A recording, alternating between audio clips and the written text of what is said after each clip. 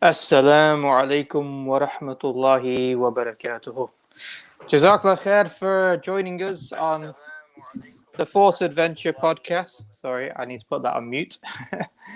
So, Jazakallah khair for joining us on the Fourth Adventure podcast. Apologies for the slight delay. Unfortunately, my mic for some reason wasn't working. StreamYard wasn't letting me be heard. So, today, insha'Allah, we are joined by our regular panel of guests. We've got Jake, the Muslim metaphysician. Assalamu alaikum. Wa alaikum salam. We've also got Yusuf from Pondering Souls. Assalamu alaikum. Wa alaikum salam. And we have Abdurrahman also. Assalamu alaikum. Wa alaikum salam. So today, insha'Allah, we've got an interesting topic. A really fascinating topic, actually. But when you hear the title, Nihilism, it sounds like it's one of those boring, philosophical, in-depth type of topic area. But actually, when you really try to understand this topic area, and hopefully, inshallah, in the introduction to this discussion that we're having about this topic, you'll start to really understand and appreciate the very importance of this topic, because meaning and purpose, I think, is the most essential innate feature of human beings. We desire meaning, we desire purpose, we desire, that our lives have a role to play within a grander scheme of things. So, this is really fundamental. This is why we ask questions about, does a creator exist? This is why we ask questions about, what is our purpose of life? How do we know what's right or wrong? Whether, you're an atheist or Muslim or a non-Muslim, you're going to ask these questions. And this is really about this idea of purpose and meaning. And so it goes to the heart of the question in terms of, the idea of nihilism, and really the topic that we want to discuss. And, what we want to do is also bring on as many people into the call sections, particularly non-Muslims, particularly atheists, on this topic is, loss of God, loss of meaning, question mark. So that's just a short introduction from my end. I want to quickly ask, I've sort of given a short introduction. I've not really gone into much detail, but I wanted to really ask the brothers here, why is it an important discussion from your end? And try and keep it concise, inshallah. Should we go clockwise? We'll go Yusuf first, and then we'll go the rest. Obviously, Yusuf, just as a point to the guys who are watching, Yusuf's done like a 15-hour course or something like that? I've done quite a lot on it. So I did a dissertation for in uni. That was what my BA ended up on. That's on my website. I'll put all the links, all of this in the description. I'm kind of in the middle of writing it out now. So I did a dissertation on it where I took a sort of a three-step path. First talking about what nihilism is, exploring Nietzsche and his work on the matter. Then moving on to step two, talking about leaps of faith. So it was like a comparison between Kierkegaard and who's like a Christian philosopher, and then with Albert Camus, who's a famous existentialist, who writes a lot on this as well, on nihilism. And so like kind of doing a comparison between them to show how this leap of faith is always end up being a necessary thing. And then moving on from this notion of the leap of faith into part three, where I end up sort of really honing in on the will to meaning, which is something kind of put forward by the author called, what's his name now? Viktor Frankl. Frankl? I'm getting it mixed up with Dr. Finkelstein now. Viktor Frankl. Viktor E. Frankl. Yeah. And he basically really goes into this idea of the will to meaning and of an optimistic, a tragic optimism. And he was a survivor of the Holocaust. And subhanAllah, his book, Man's Search for Meaning, is a very, very profound, very short book. And that, along with a couple of other of his writings alongside of it, on the will to meaning, was like a huge sort of emphasis and a concluding remark on that dissertation. And then beside that, I did a series with Sabor where we go through the whole dissertation, which was like 7 episodes of like 2 hours each on average, which is quite large. That might be the one you're referring to, which was maybe 15, 20 hours, I think. And then I did a separate essay with Sapiens Institute, which took a different route on the topic of nihilism. That's on the Sapiens Institute website as well, if you want. And there's going to be a part 2 of that comes out soon, inshallah. I'm in the process of writing that and trying to get that finished. And then I did a series called "The Death of Meaning, Islam and Nihilism" on the Sapiens Institute channel. I'll put the playlist to that below as well. So that's the work that I've done on it. So there's quite a few hours worth of video on the thing. So just really quickly, then, so why is this an important topic? Why have you spent so long talking about nihilism? Well, so for me, I've felt nihilistic in the past, and I know a lot of people who have. I feel like it's a very, very common thing, especially from like people that come maybe from council estates, but not exclusively them. Council estates basically being like government supported, poor areas in the UK.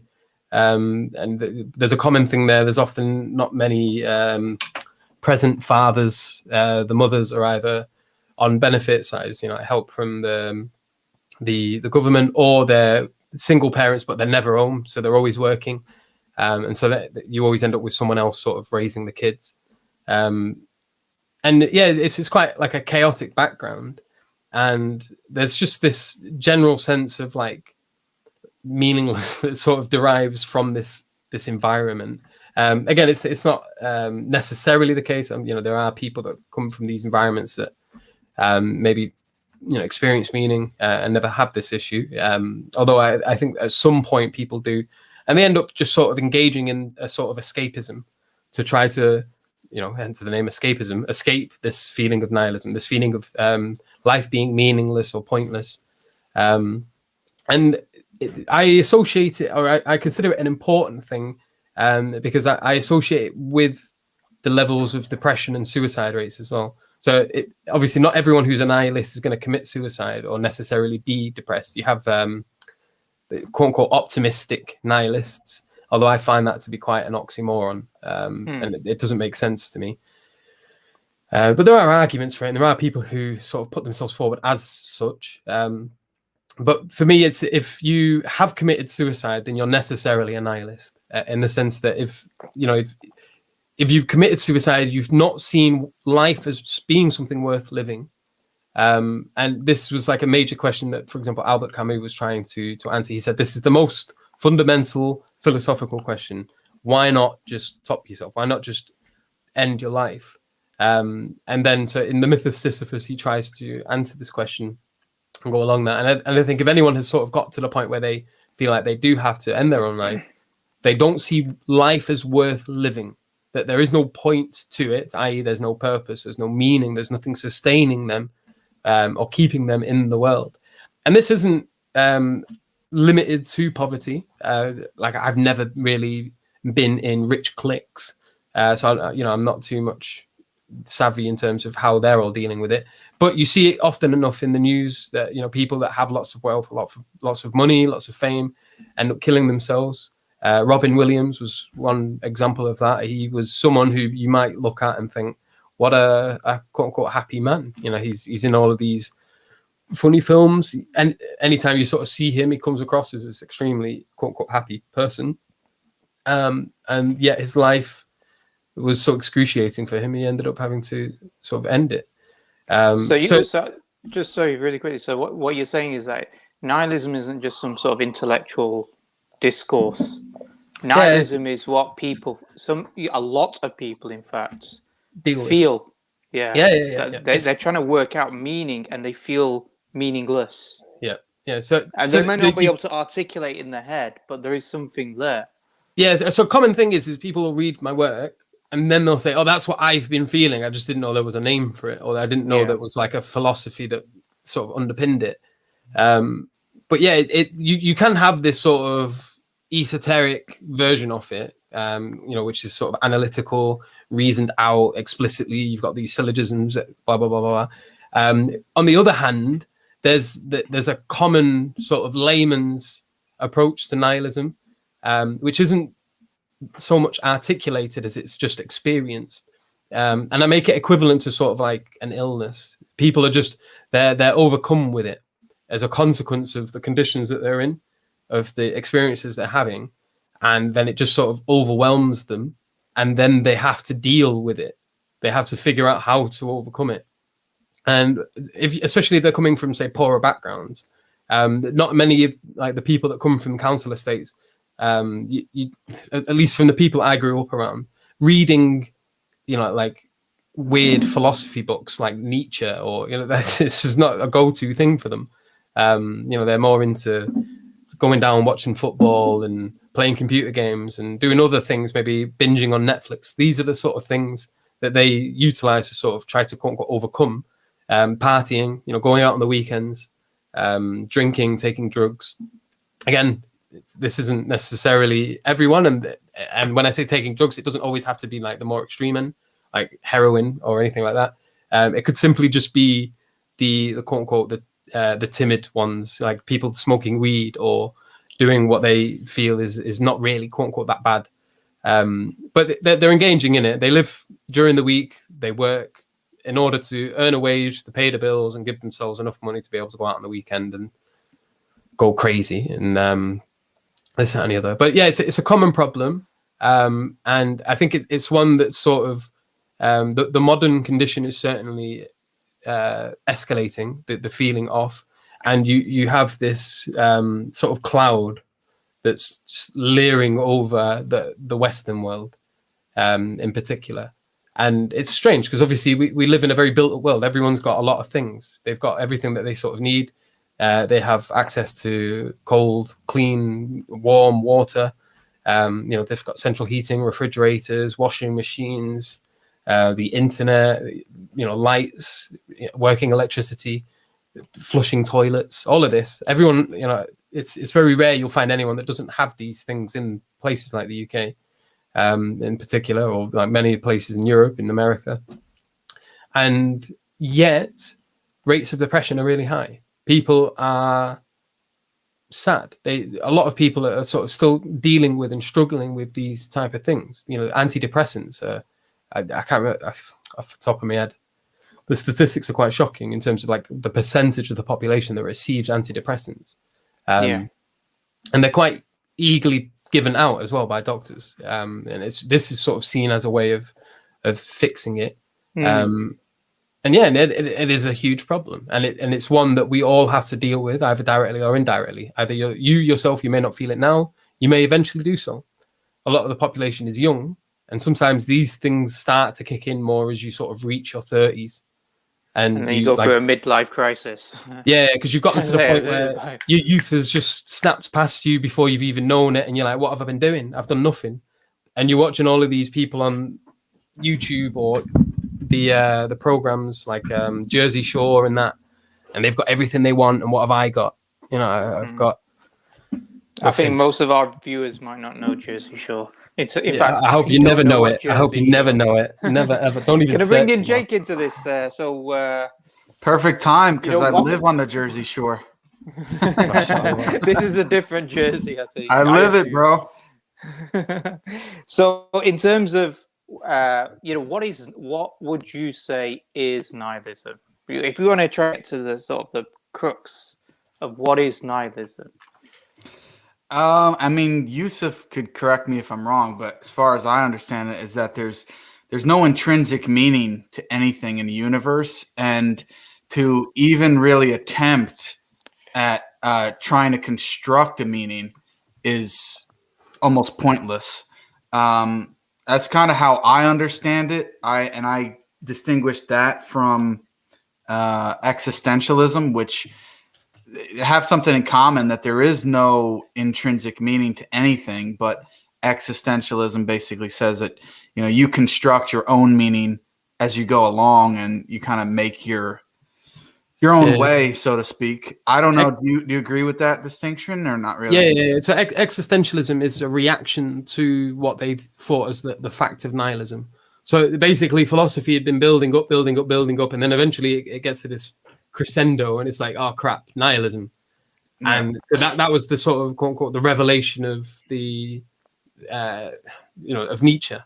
And so then you get all of these thinkers post Nietzsche that really start to read it and start to accept it, and then they start thinking, well, how do we go on? And then that's the Camus sort of opening statements in his book on the myth of Sisyphus. Why not just kill yourself? And they talk about this attempt. You listen to the scientists, you listen to this, you listen to that. Everything ends up sort of leading into what they see as this absurdity. You've got like this need or this desire, as Thomas Nagel puts it, an innate desire for meaning, and then you just have the quote unquote the unreasonable silence of the world to fulfill that. So we're in essence born with a thirst that is unquenchable, and we can never be satisfied. And so how do we as humans deal with this reality? And nihilism, and then existentialism builds on that. Yeah. So I want to just focus on that point actually, just not the Thomas Nagel, but obviously I think you mentioned Friedrich Nietzsche, and anytime we talk about every time we talk about nihilism, Nietzsche always comes up. And Nietzsche, from my understanding, gave an example of a person running down the mountain, going, "Where is God? Where is God?" And then you had that famous statement, "God is dead." Na'udhu billah, what was that all about? Was Nietzsche somebody who was arguing for nihilism? Was he trying to say, this is how we should be nihilistic? So Nietzsche, he wasn't necessarily saying we should be nihilists. He said we should accept it and go through it in order to get to a higher state, so to speak. And it's sort of like and allowing everything to burn for the phoenix, quote unquote, to arrive out of the ashes. He refers to himself. What did he mean by God is dead? What was he talking about? So he doesn't mean it down from the mountain. Okay. Because obviously you got these intellectuals who are saying, "Oh, this guy's crazy. What's he talking about? About evidence for God." Okay, so he, just to kind of preface this, Nietzsche himself was agnostic, so he wasn't an atheist. He didn't think God had actually died, and for him, it was just a case of like he didn't feel like the discourse was satisfactory. He felt that no one had either proven or completely disproven God, that it was just going nowhere. This discourse, and so he was open to the fact that God may in fact exist. It's completely possible, but he just didn't care. This, in his work, it seems like he's not really that bothered. And what he's talking about is a sort of like a progression of philosophy from Plato throughout European history up until the point that he starts to analyze everything. And what he sees is this progression of philosophy just sort of undermining everything. And he saw philosophy as being innately nihilistic. That is, it just takes you down into this labyrinth that you can never get out of.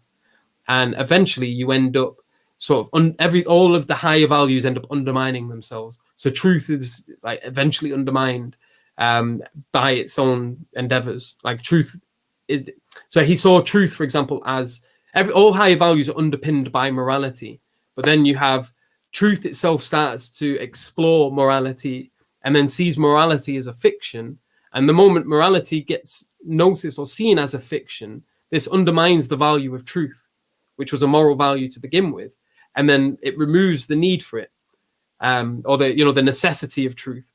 And so when he's talking about God is dead, so this is specifically in the book called The Gay Science, and it's Atheism 125, The Madman. And it's about this madman who runs down and he's got a torch, but it's the morning, like it's daylight. So it's like really emphasizing his craziness. And he's like, "Where is God? Where is God?" He's looking for God. And everyone in the marketplace is laughing at him. Like none of them take this idea seriously anymore. They've trivialized it and they're like, "Oh, is he hiding? Has he gone out to play? Has he ran away? Like, is he lost?" And the madman, he's struck by their nonchalance about it, about how silly they think this thing is, and it annoys him. And so while they're laughing, he smashes the lantern on the floor and they go silent. They're shocked. Like you've got this huge shift from their kind of mocking him and laughing at him and sort of enjoying the morning, and they're out buying things and having a great day, and then he breaks it, and he's tries his hardest. He shouts at the top of his voice and he bellows and he's like, "Where is God? I will tell you. We have killed him, you and I." And then he goes into it in more detail. He says, "But how did we do this? This is like the greatest deed that has ever happened. Like, but how many sponges will it take to clean the blood? Like, how did we wipe away the horizon?" And then he moves away from like the the gravity of the situation, you know, how unfathomable this act is, that they've killed God. That is, they've lost faith. That what Christianity, and this is mainly as well, specifically, his critique is always against Christianity. He sees Christianity as this religion that's basically like killing itself internally. And so when he's saying God is dead, he's looking at Christianity as being no more than a corpse anymore. Like, it doesn't have as much of a hold on the people as it used to prior to his time. And so he's like, you know, how did we do this? How did we do this? Not only that, the people haven't even seen what they've done. They don't even realize how grand of an act this is. They don't even realize how much of a problem they've caused for themselves. And I'm too early. And he basically starts to say, well, what, you know, is there no up? Is there no down? Are we not drifting? Who unchained the earth from the sun? That is, you know, we have no link to any necessary value anymore. We're going to be going out into the open space, into the abyss. And he always makes these sort of analogies between like the realization of nihilism and this open darkness, this abyss, and I the way I sort of, whenever I read his work, I always remember these moments I had where I had this feeling of an abyss. And one of them was while I was traveling, I went night diving. And so we were in Malaysia in this island, and we went out, and my torch was bad. Like, it was so bad that it made it harder to see, because it was so dim that I could only, like, it basically, I don't know why it works out like that, but if you've got a really, really bad torch that's quite dim, it's pointless even having one. Like, your eyes can't adjust well enough to the dark for you to be able to see anything at all. And you just gotta, I just ended up having to stop using it and like trying to use everyone else's. But then there was a moment where I was on my own. I was behind the group, and I was in the ocean, and it was pitch black. It was middle of the night, and I got distracted because they had this bioluminescence. So I was moving my hands through the water, and there was this trail of like blue sparkles that would follow your hand. And so I was a bit hypnotized by that, and I was just like, woo, tripping and like playing about with that. And then all of a sudden I realized I was on my own, and I was just looking forward, and there was just nothing but darkness. The ocean was pitch black. I couldn't distinguish distance. All I saw was darkness, and I had no idea what was in that. And all that was running through my head is like, a shark could be 5 meters away from me now, and I have no idea.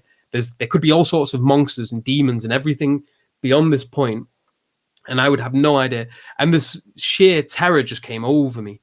And there was a part of me that just wanted to turn around and swim, but there was this other part of me that was so incredibly like intrigued by the experience, by the terror, that I was just sort of frozen and just experiencing it. And I can't remember how long I was sort of just there, but it was a mad feeling. And I when I was reading Nietzsche, I was getting a similar feeling, like he was invigorating this, or he was making me relive this moment of being confronted with the abyss, of just being in front of the vast nothing.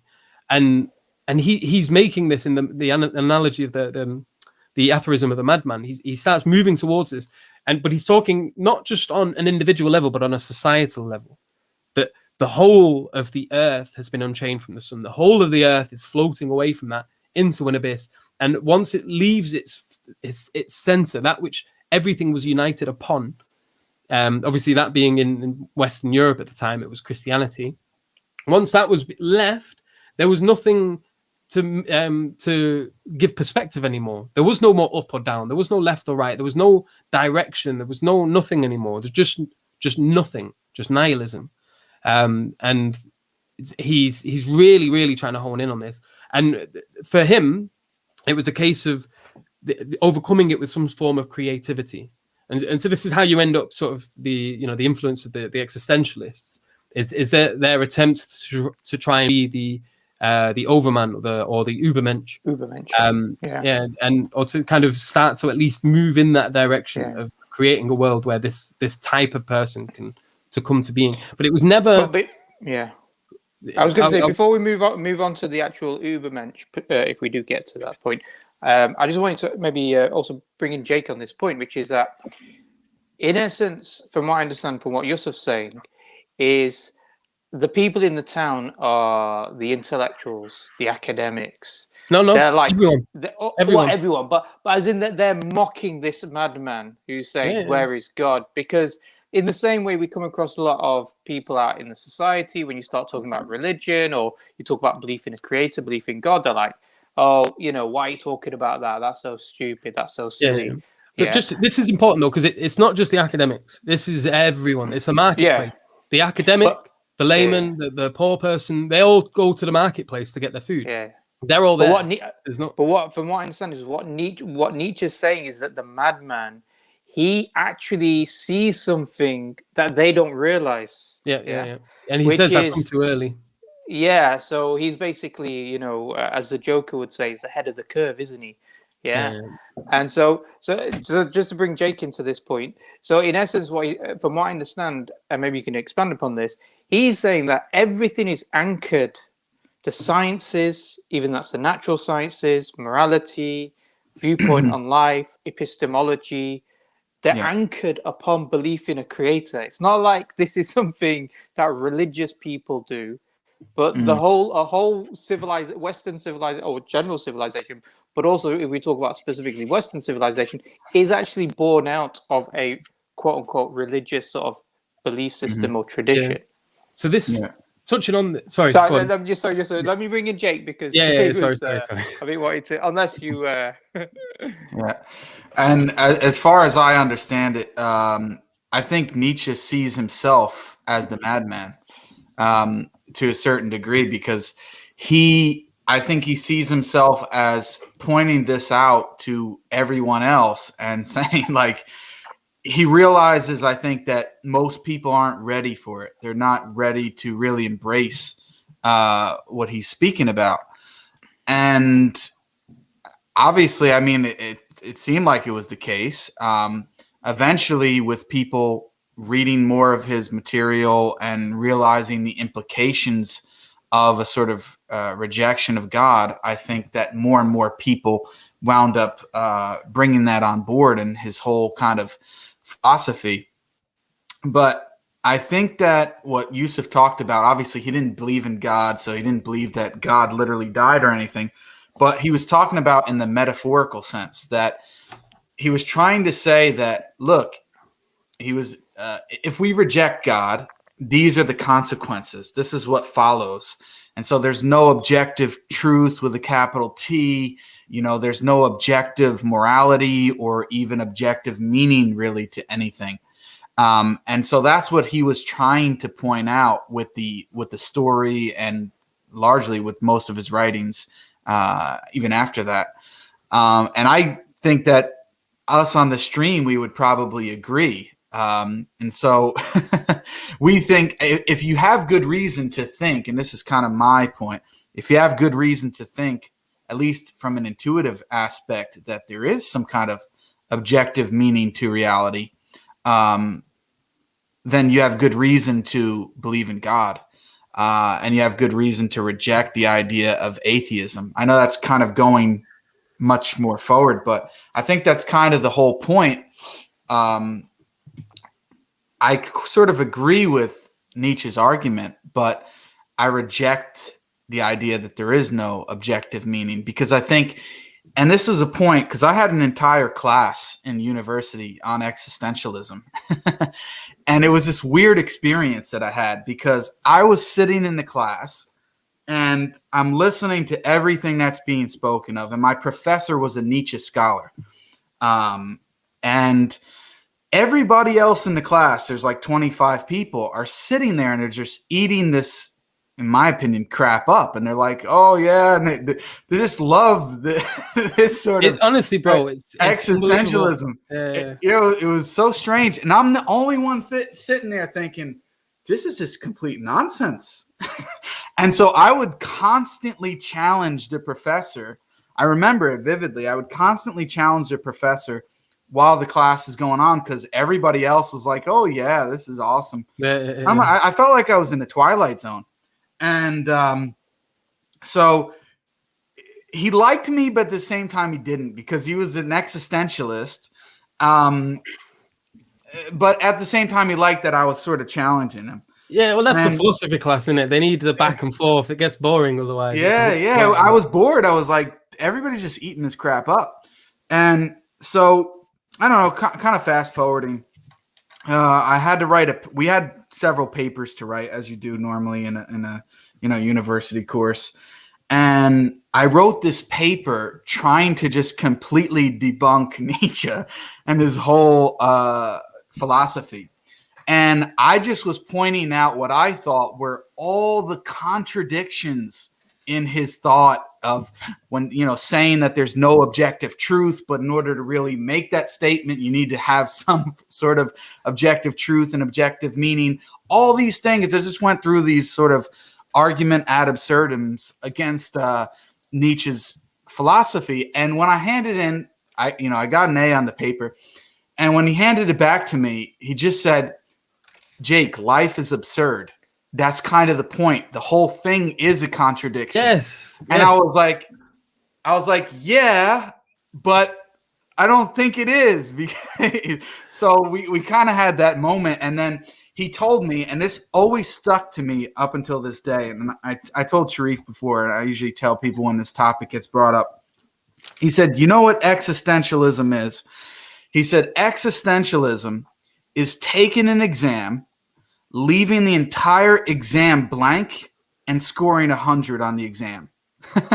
and I thought to myself, well, wow, why in the hell would anyone want to really believe in existentialism and this nihilist philosophy? It's just totally contradictory and absurd. And up until even the end, no matter what I said, all the rest of the kids in the class seemed to just eat it up, and they just were like sort of punk rockers, like leaving the classroom like, "Woo, we love Nietzsche." And but sort of on that point, I want to ask Yusuf, is that what drove you into nihilism? Were you like one of those kids that were in the class that were sitting next to me eating it up and that? No. So when I was nihilist, this was prior to my like academia. So I only started being quote unquote academic when I went to college. And that was, I think, 2016. Prior to that, I didn't really read many books. I'd only really started reading when I went traveling, which was like my mid-20s, early 20s.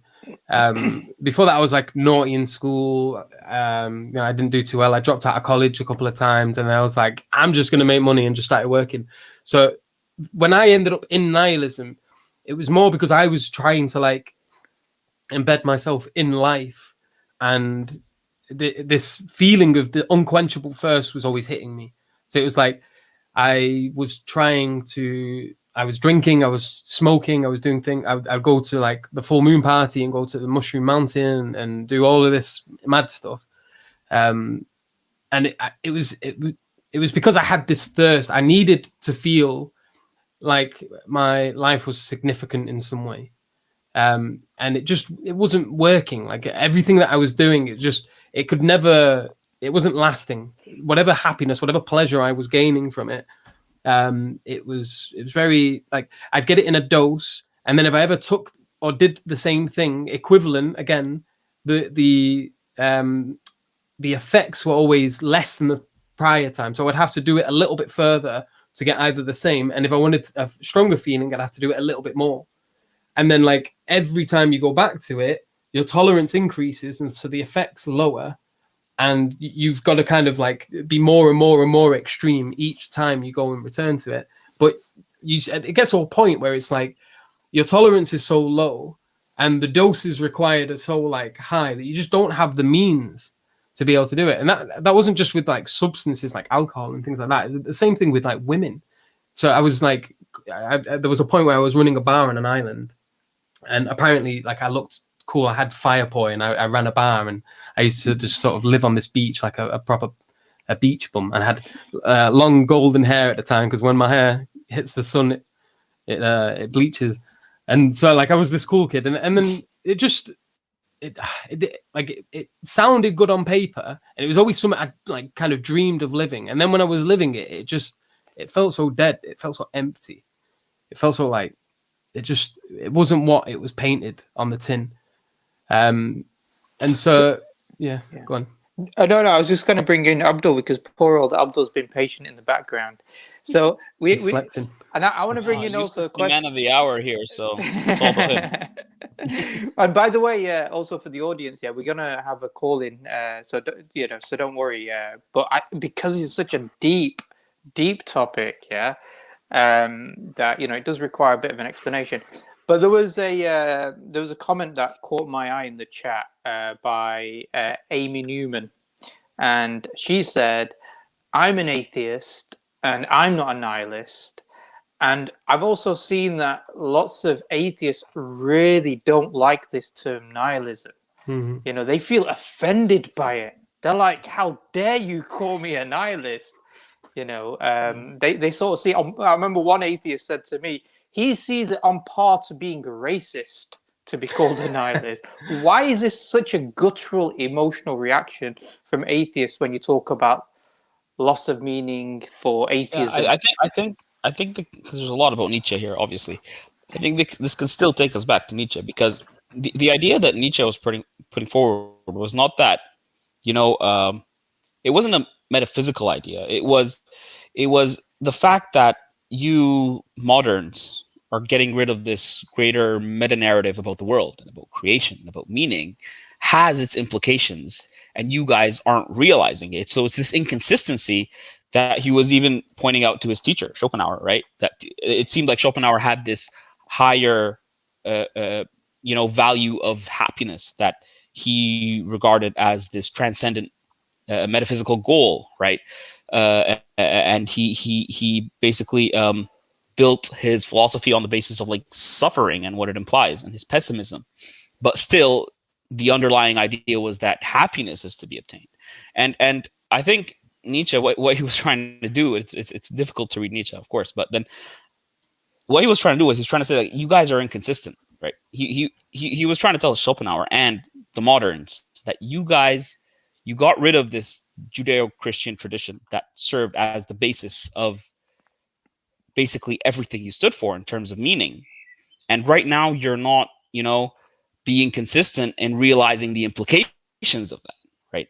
And so this, relating to this comment, right? I think that's what Nietzsche would say to Amy, was it? That you can think you have meaning, but if you think you have meaning on the basis of some kind of meta narrative, that if you don't realize the implications of the loss of this meta narrative about, or this story about the world or about humanity, then that's an inconsistency. And I think there's a deeper problem with Nietzsche himself. The idea is that I don't think Nietzsche cared about metaphysics. I don't think he cared about the question of God's existence. He thought he ended metaphysics. I think for him, like, his problem with Christianity wasn't that it's mythology. It was that it's harmful mythology. He actually viewed Christianity as nihilistic. He viewed the idea that Christianity makes you, struggle with your drives. He had this idea of drives, and Christianity makes you suppress your drives and go to asceticism and stuff like that, and try to free yourself of these inner drives that you have as a human. Actually suppresses your creativity, and that's a form of nihilism for Nietzsche. So Nietzsche wouldn't have a problem with some kind of mythology that actually makes you realize the creativity within. It's a bit complicated for Nietzsche, but I think there's an inconsistency, because what Nietzsche does is he said, okay, guys, you got rid of the meta narrative. We have to go through this phase of disorientation, right? So there's this realization we're suddenly going to have that, okay, there's meaninglessness. There's this vacuum of nihilism we're going to deal with. And from there, he says that only the strong will be able to create their own meaning. Like, if you're strong, you can sort of create your own meaning. And for the rest, he doesn't even think that his work is for the weak. Because if he gets a lot of the weaker people into this realization, it might take them into just this endless train of nihilism that would just damage them and damage society as a whole. But he says for the strong ones amongst us, we can create our own meaning.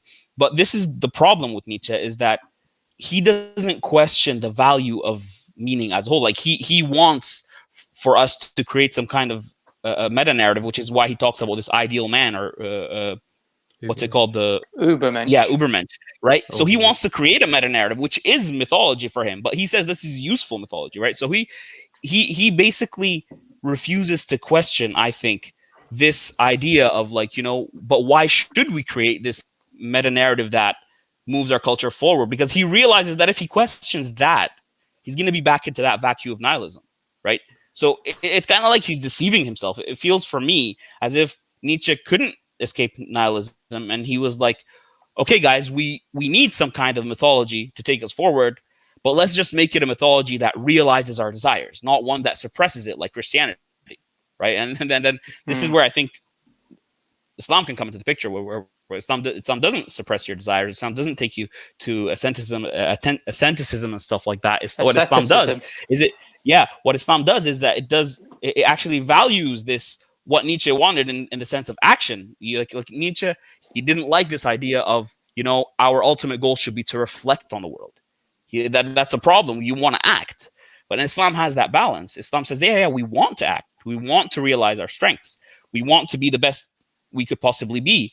And there's a hadith about the Prophet ﷺ. He said that if the hour is before you, if you see the last hour coming and it's judgment day and you're about to plant a tree, plant it.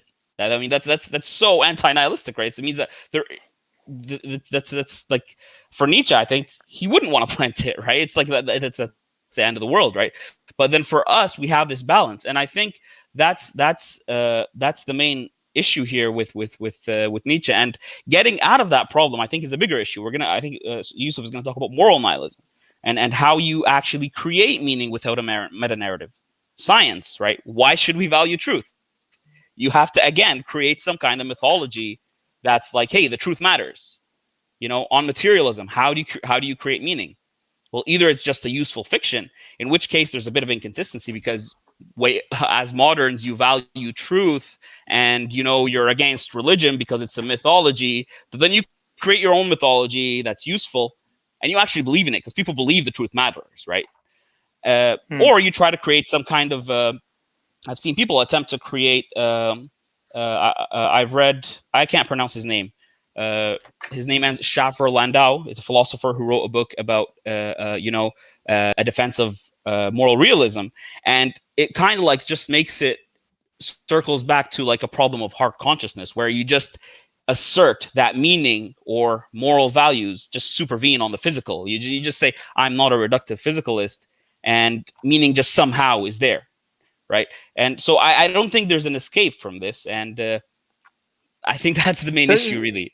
Yeah. So I think from my understanding is that the problem is that when you turn around and you say to an atheist, you don't have meaning, he will associate that, or she will associate that with, I don't have self-worth. I don't have value.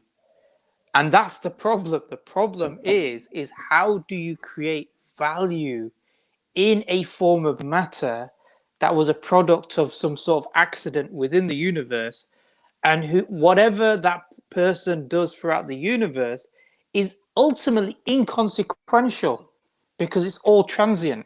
It will just leave. So how do you create meaning and value, of human life, of meaning? And so when you point this out, and this is going back to Nietzsche, isn't it? When you point this out to a lot of atheists, it's like, you might as well be calling me the N-word or whatever it is, being racist to me. But Nietzsche is basically the head of the curve. He said, well, that's what you have to accept. And then obviously he tries to get out of it in terms of creating his own mythology and existentialism. So I think that's how I see, this is how I see.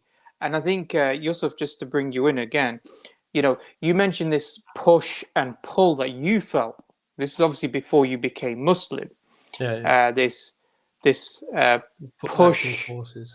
These acting forces, this push away, from the way that you were living. You were living on this tropical island, running a bar, alcohol, drugs, women, all that type of thing, partying every night.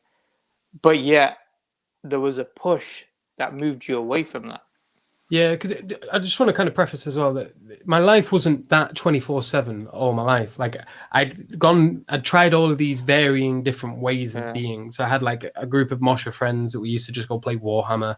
and just paint models and like be nerdy. And then I had like a group of like chavvy mates, and we used to go out and we'd be like on the park at night drinking alcohol and smoking. And I had like a group of older mates that all had cars and they're driving. So like, you know, I was dipping in and out of all these different kind of groups. It was a bit of a quote unquote social chameleon. But yeah, so there was definitely this like sort of these forces at play, where like I had one thing sort of pushing me away from it, another thing calling me towards it. And it was a very, very long process. It wasn't like an overnight thing. But just sort of touching on, so you mentioned science being underpinned. So the way Nietzsche sort of sees science, he looks at science as the corpse of Christianity. So science for him isn't this thing that sort of, you know, like you see religion, like Dawkins puts it, as if religion's this big nasty dragon and it's like it's trying to kill everything. And then you've got the knight in shining armor that just rides over the horizon on his glorious steed, and this is science. And then it runs over and it defeats the dragon, and it's like, yes. And they paint you get it a lot from these sort of new atheist types, that science is built up as this sort of new being that comes to defeat religion, and it's not that. It's quite the opposite. It is what is left off religion, and they don't see this. And the way Nietzsche describes it, he says, like, listen, the desire for truth, seeing truth as a higher value, is a moral judgment. You have to see truth as good. You have to see truth as something that good people want to attain.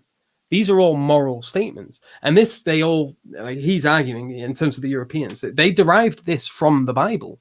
They derived this from the religion.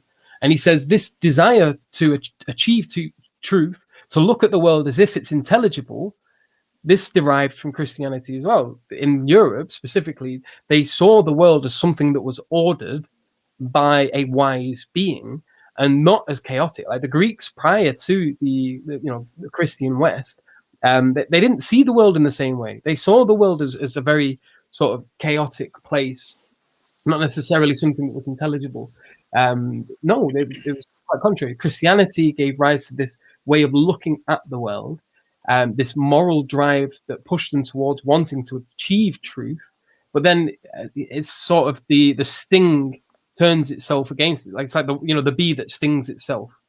He says this moral drive that gave rise to the obsession with truth and reason in the West ended up undermining the very system which gave rise to that moral drive, that is Christianity, and so it kills itself. But Joseph, people are going to, I can imagine what people are going to say, or atheists are going to say, well, yeah, obviously, atheists can value truth. Truth is not just something that comes from Christianity. So how is it question that you get this moral nihilism from atheism? Because the question here is it necessary? Why do you need to value truth? Now, within a Christian framework, it's like, well, if you don't value truth, you burn for an eternity. Like in terms of the atheist, it's instrumental now. It's like, well, what is the point of valuing truth if it's just detrimental to me and everyone I know? There is no necessary drive. It's like, it becomes instrumental basically. And yes, there is still the possibility for opening up, but there's no like fear of eternal damnation. It's like, well, if in this world all of the positives lie in a false notion or in a false direction to move towards a lie, then there's very little motivation. If you think of it from a utilitarian perspective, like you move towards the lie, then there's all of this pleasure that derives from it. If you move towards the truth, there's all of this pain and this suffering. Like if you're a utilitarian and you're fixed in the dunya, you're fixed in the world, at what point would you want to continue to value truth there? It becomes, if you don't believe in sort of any justice in an afterlife, it's like, well, why would you keep on to this thing if it's completely detrimental? Like, and that's not to say, obviously there's certain examples where this might be the case, but it's just it's not necessary. It's basically the point. And because there's So no fear of an afterlife. Yeah, so from my understanding is that when you turn around and you ask the question, why should you value truth? A lot of people divorced of a particular religious belief will turn around and say, well, it's beneficial. It's beneficial for human beings. And Well, what that's an you're assumption. saying, It's not always. yeah, that's beneficial. right. So what you're saying is that actually, well, okay, if it wasn't beneficial, let's just say it wasn't beneficial just for the sake of the argument, would it be still valuable? And then you're saying, well, it's not valuable anymore. So then truth is only valuable based upon various benefits. And then you can give examples. And I think even Donald Hoffman, who's a professor in neuroscience and philosophy of science, he talks about this idea that evolution adapts to survival, not adapts to truth finding. So, he gave a particular mathematical model in which he demonstrated how an organism that is able to see reality as it is less likely to survive than an organism that's more adapted to survival, even if it's less correlated to truth. So truth finding is not necessary for organisms and human beings in order to have benefit. And so his argument is how we see the world is not really how the world is. It's just how we've evolved to perceive it, as like a user interface of the world. So truth therefore becomes something that's not even valued as a necessary thing, as you mentioned, Joseph. And if that's I think if I could just add to that, Sharif, the idea that truth, like the truth seeking and why we ought to seek truth, right? It's not that for the nihilist or for Nietzsche. It's not that it doesn't matter. It's that it restricts you, right? So the idea is that the problem when you guys seek truth, it's going to take you to this conclusion that these mythologies are false, right? That there is no truth, there is no ultimate truth in the world that gives us meaning. And that conclusion, if truth does matter, you should follow the implications of that truth, where it leads you to, and you should become a nihilist and just, and it's going to take you to very bad places. That I think was Nietzsche's idea, and that's why truth wasn't the priority for him, right? So for him, it was like, okay, truth matters, but as Yusuf put it, in like a instrumentalist manner, like as far as it helps you, useful, achieve your drives, right? Achieve your desires, and but that has serious implications for morality, for example, right? And it is at the end of the day, like there's, in terms of cosmic nihilism, right, which is an extreme version of existential nihilism, that does have a huge psychological implication on humans, right? The fact that your existence is utterly meaningless on a cosmic scale. So if it's meaningless on a cosmic scale, why would you even value meaning of truth and morality on an individual scale? Yeah. The idea is that the existentialist tries to get out of this by saying that you guys are ignoring the subjective aspect of meaning. It's subjective. Why should it be relative to the cosmos? But then the problem is you're going to be going in circles again. You're back where you started. You're again going to create this meta narrative. You can't. However, you are going to try to create meaning, you will create this story, this mythology about why a certain truth matters. Like, for example, why happiness matters, and you are going to stick to that as some kind of transcendent truth. And the issues you're going to face, if you're concerned with metaphysics and truth, the difficulty of validating such meaning on a materialistic world. I mean, a lot of people have attempted to do that. I don't want to like strawman or oversimplify their position, but in my view, I think it's very difficult to make it work. Well, I mean, it's one of two options. You're either going to say it's a useful fiction, or you're going to try to just make some kind of ad hoc assertion that it's just they're just like what some materials do with consciousness, that it's just an emergent property with no further explanation required whatsoever. So morality is just supervenient on the physical, and we could just call ourselves non-reductive physicalists and non-naturalists in that sense. So excuse me again. So the problem, that's I think the problem. It's not that truth doesn't matter.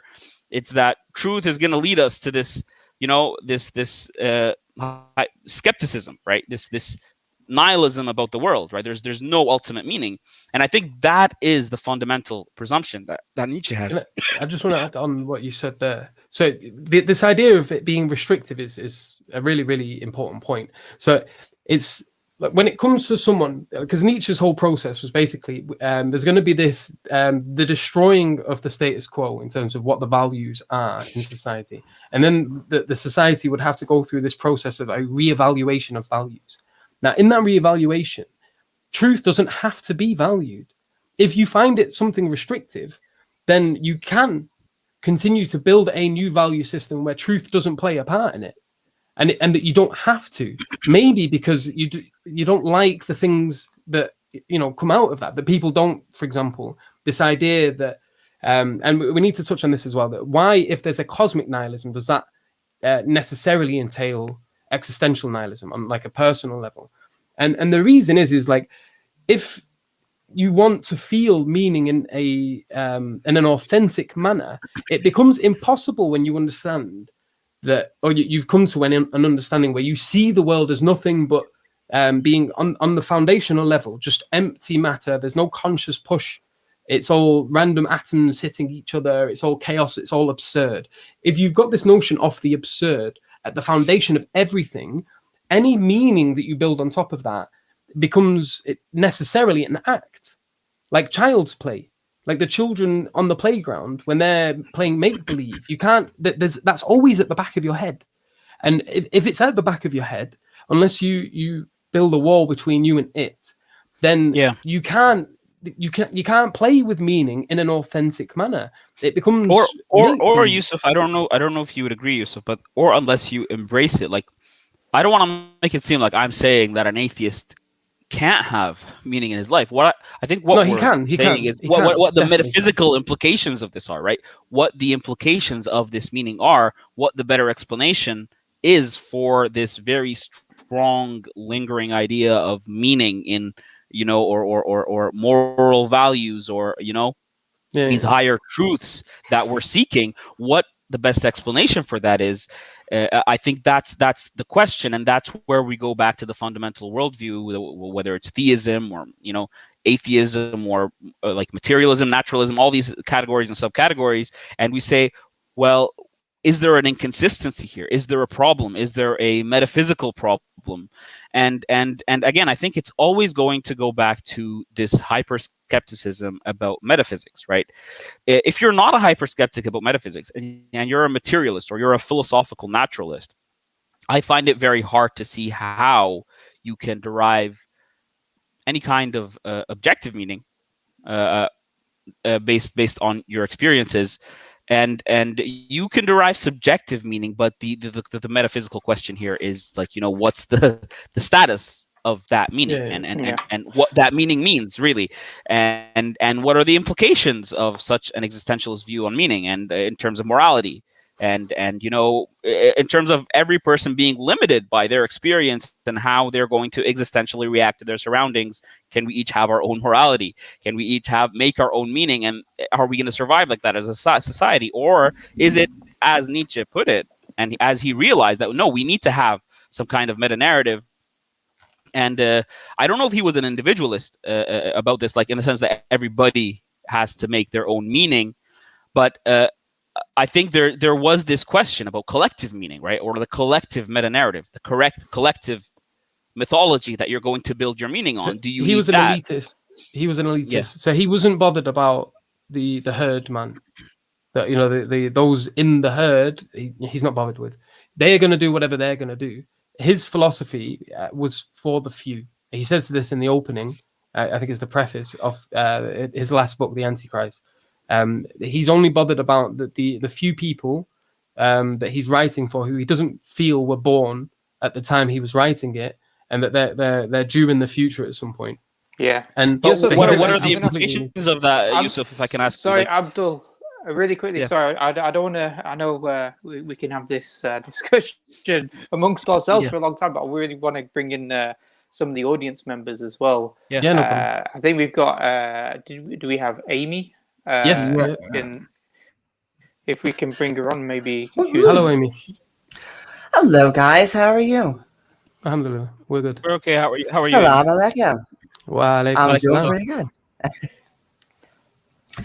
Looks like we're talking about, I think, consciousness in the channel, but we're talking about nihilism and a whole bunch of fun stuff.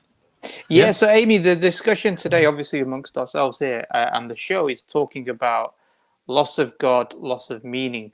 You know, is there a way to sort of understand meaning even in an atheistic perspective or under a materialistic perspective?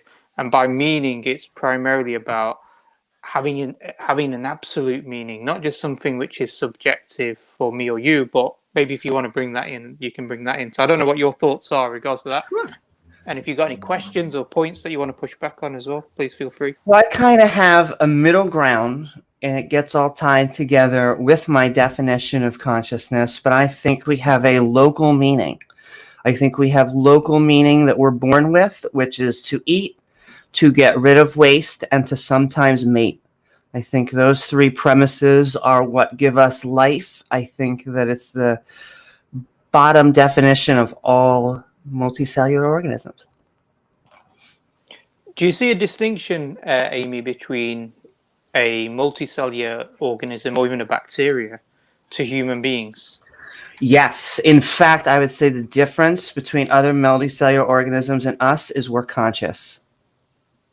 Okay, so in terms of consciousness and meaning, do you see any sort of relationship between that we're not just consciously aware of eating, excreting, and reproducing, but, you know, we sort of want to transcend that, don't we?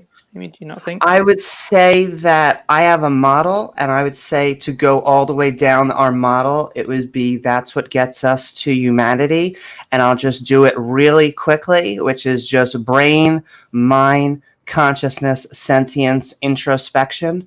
And introspection would be the type of thing that you're talking about. That's what gets us the man on the moon and us asking deep questions. And introspection is metadata. It's us having data about data. Okay. I don't know if any of the other guys want to jump in. So Amy, I mean, I think sorry. there's the question about valuing truth, right? So do you think that that we should value truth? I think that we should value truth. The hard thing is that to value truth and logic, you have to make an emotional decision, and that is the hard leap. And are you like an instrumentalist about truth in the sense that truth should matter as far as it is useful? I believe that we should know as many true things and as few false things as possible. So what about, for example, how many hairs there are on, I don't know. My head. Yeah, on Abdul Rahman's head. How many stones there are on Morecambe Beach? Or, are these are truths? Should we still try to attain these for the sake of having that information? Or do you recognize there are some truths that are just not instrumental, not valuable? I do believe that the more truths that we understand, the more accurate of a worldview we have of reality. So I want to know, if possible, how many hairs are on his head, how many rocks are on the planet or whatever, because I do think that it gives us a more accurate view of reality. Now, I'm going to push back against this a little bit, because one of the biggest problems that I see is processing. It's not just having data or having information, it's having the ability to actually process that information as well. And one of the problems I see with this sort of desire or this need, which is quite common, it's not strange or anything, it's, you see it pop up quite a lot, with just collecting data for the sake of collecting data, is that you just end up with piles of information and no one really knowing how to connect all the dots, no one really knowing how to process it, just because we don't have the processing power to be able to do so. And that can lead to a nihilism, to this being overwhelmed We have information, but we don't know anything about it. We've just got it. It's on a hard drive somewhere. And I would say that's the difference between data, information, and knowledge. I would say that data is just a whole bunch of symbols, and you can get a whole bunch of data that doesn't mean anything. But then once you have a conscious agent, you can start transferring that data into information. And once that agent truly understands the information to its full utilization, they have knowledge. Okay, but then do you not see that there's a bit of a, like, an endless hill here, that where because for me, I look at the world, I see it as, like, in and of itself utterly incomprehensible. I see it as a very sort of naive mission. I don't mean that in an offensive way, in the sense of trying to achieve this knowledge of the world in a comprehensive manner. I think at the moment we already have a lot of information, and for the majority of the populace, this doesn't seem to be making them wiser per se. Just more overwhelmed, if anything, by the sheer amount of it and the lack of time, because they're heavily aware of their own mortality. I have X amount of years to live, and if I try to process this information, have I got enough time, or do I have to specialize in a particular field? And then if I do specialize, am I not, like, sort of putting a lot of trust and a lot of faith in all of the other areas that I'm not specializing in? Like, what does it mean to, if you've got these individuals which do specialize in particular subjects, and maybe they do have a sort of general understanding of the very thing that they've studied, but they don't have enough time to be able to link that into other parts of the world or in the other parts of knowledge, then have they ever really, who is it that's experiencing this quote unquote knowledge in its holistic sense? Well, we're going through a little bit of a weird time. We have never had more information at our fingertips. And yet you are right in that it seems like people are not exactly looking up encyclopedias of information. They're more looking up memes and stuff. And so I think we're kind of at, like, a little bit of a wild west of the internet. I think it's going to take maybe dozens of years, if not more, for us to really start understanding where bad sources of information come, where good sources of information come, and for us to really be to maximize the absorption of the internet and all this information that's kind of pouring out of our orifices. Can I just, so to answer your question? I think just to link this directly to the topic in as short time as we possibly could, because we have a guest coming on in a bit. Sure.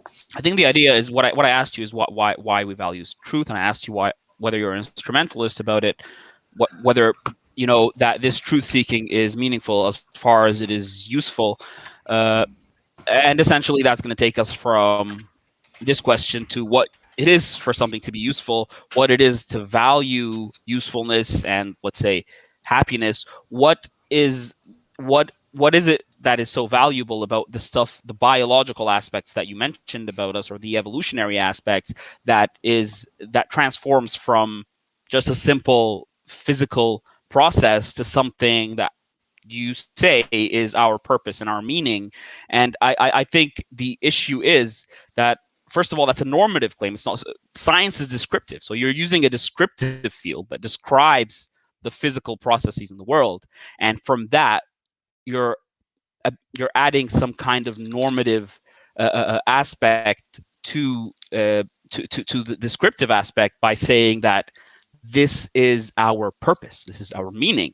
And I think the problem with that is, if you are a materialist, if you are a reductive materialist, or if you are an atheist, I want to hear what meta-narrative or what story you have to tell me about the world, since I don't want to assume what you are, but if you are an empiricist, or if you believe that science is the best way to achieve truth, what is that fundamental aspect of reality that gives these normative claims any worth at all? Like, what is it that makes these things meaningful, and why should we seek truth, and why should we know these things?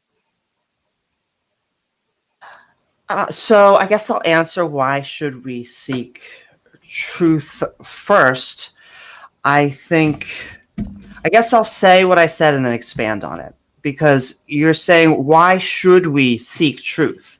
And there could be a man or a woman who has made the emotional decision and said, I am not going to seek truth. I am just going to believe falsities.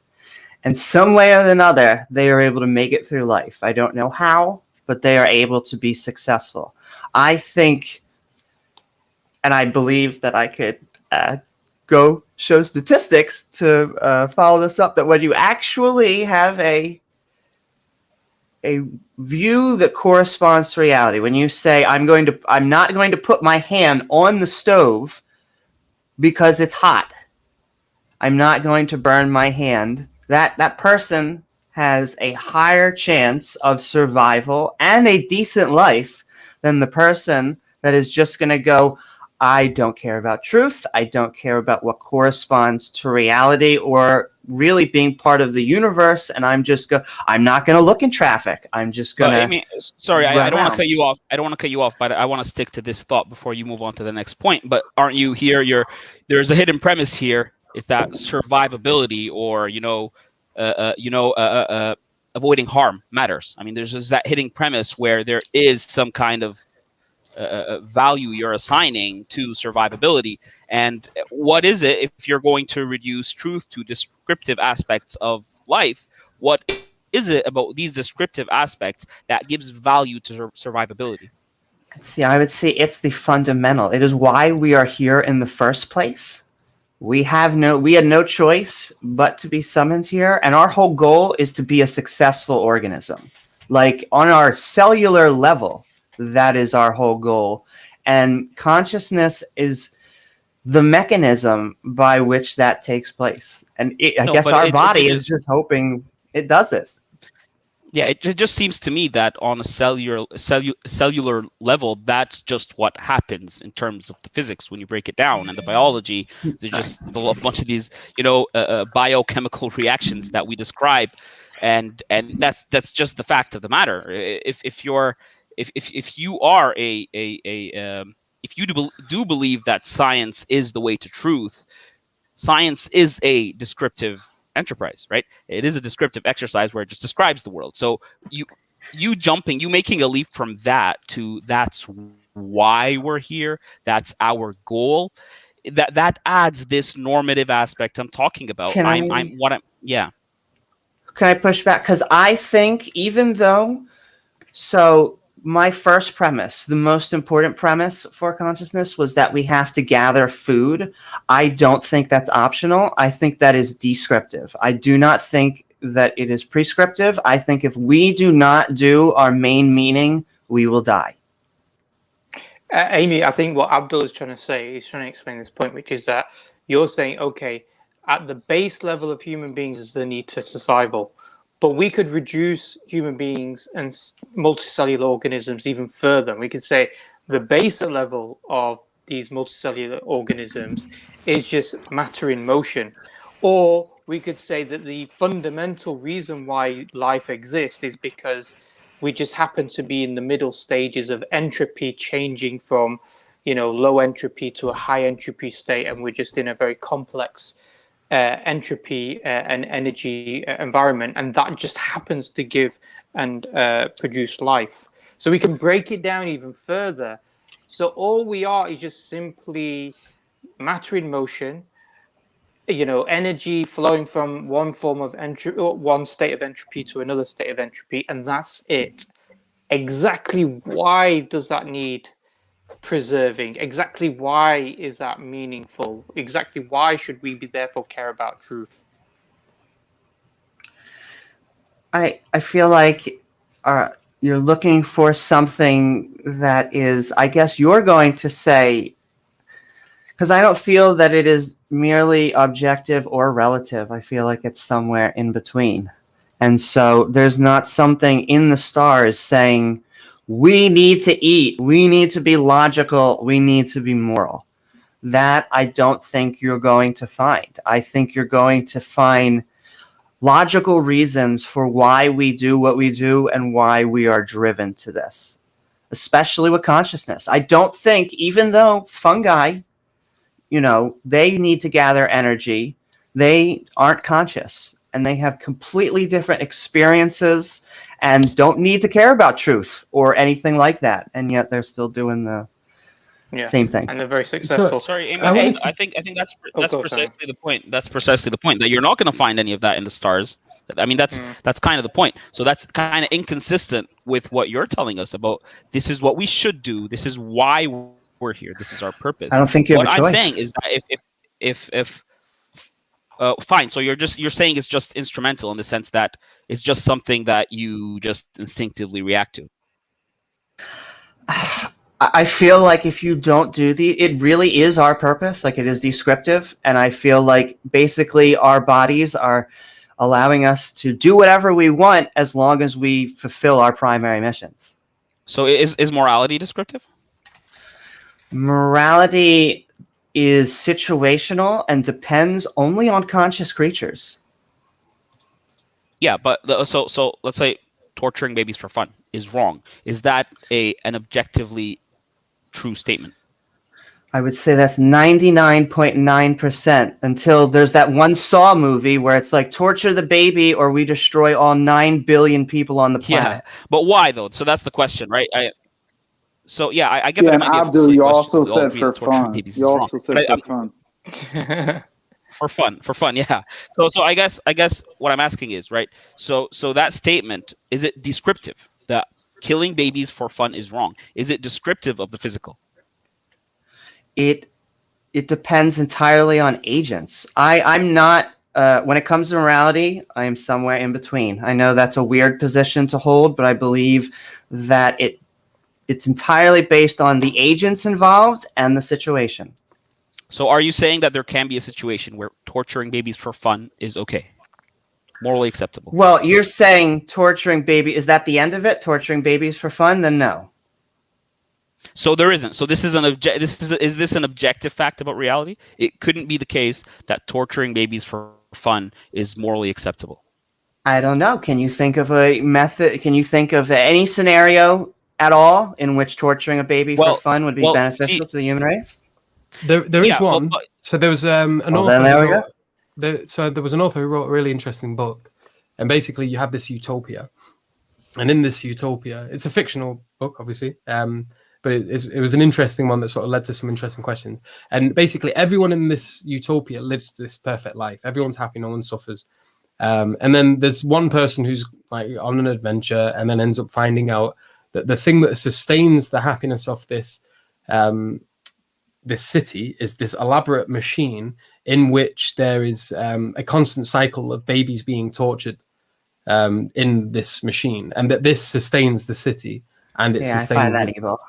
Yeah. So it's that, but there's like one baby each time or something, and it's for that the greater happiness of the whole city. And then the question is like, what do you do there?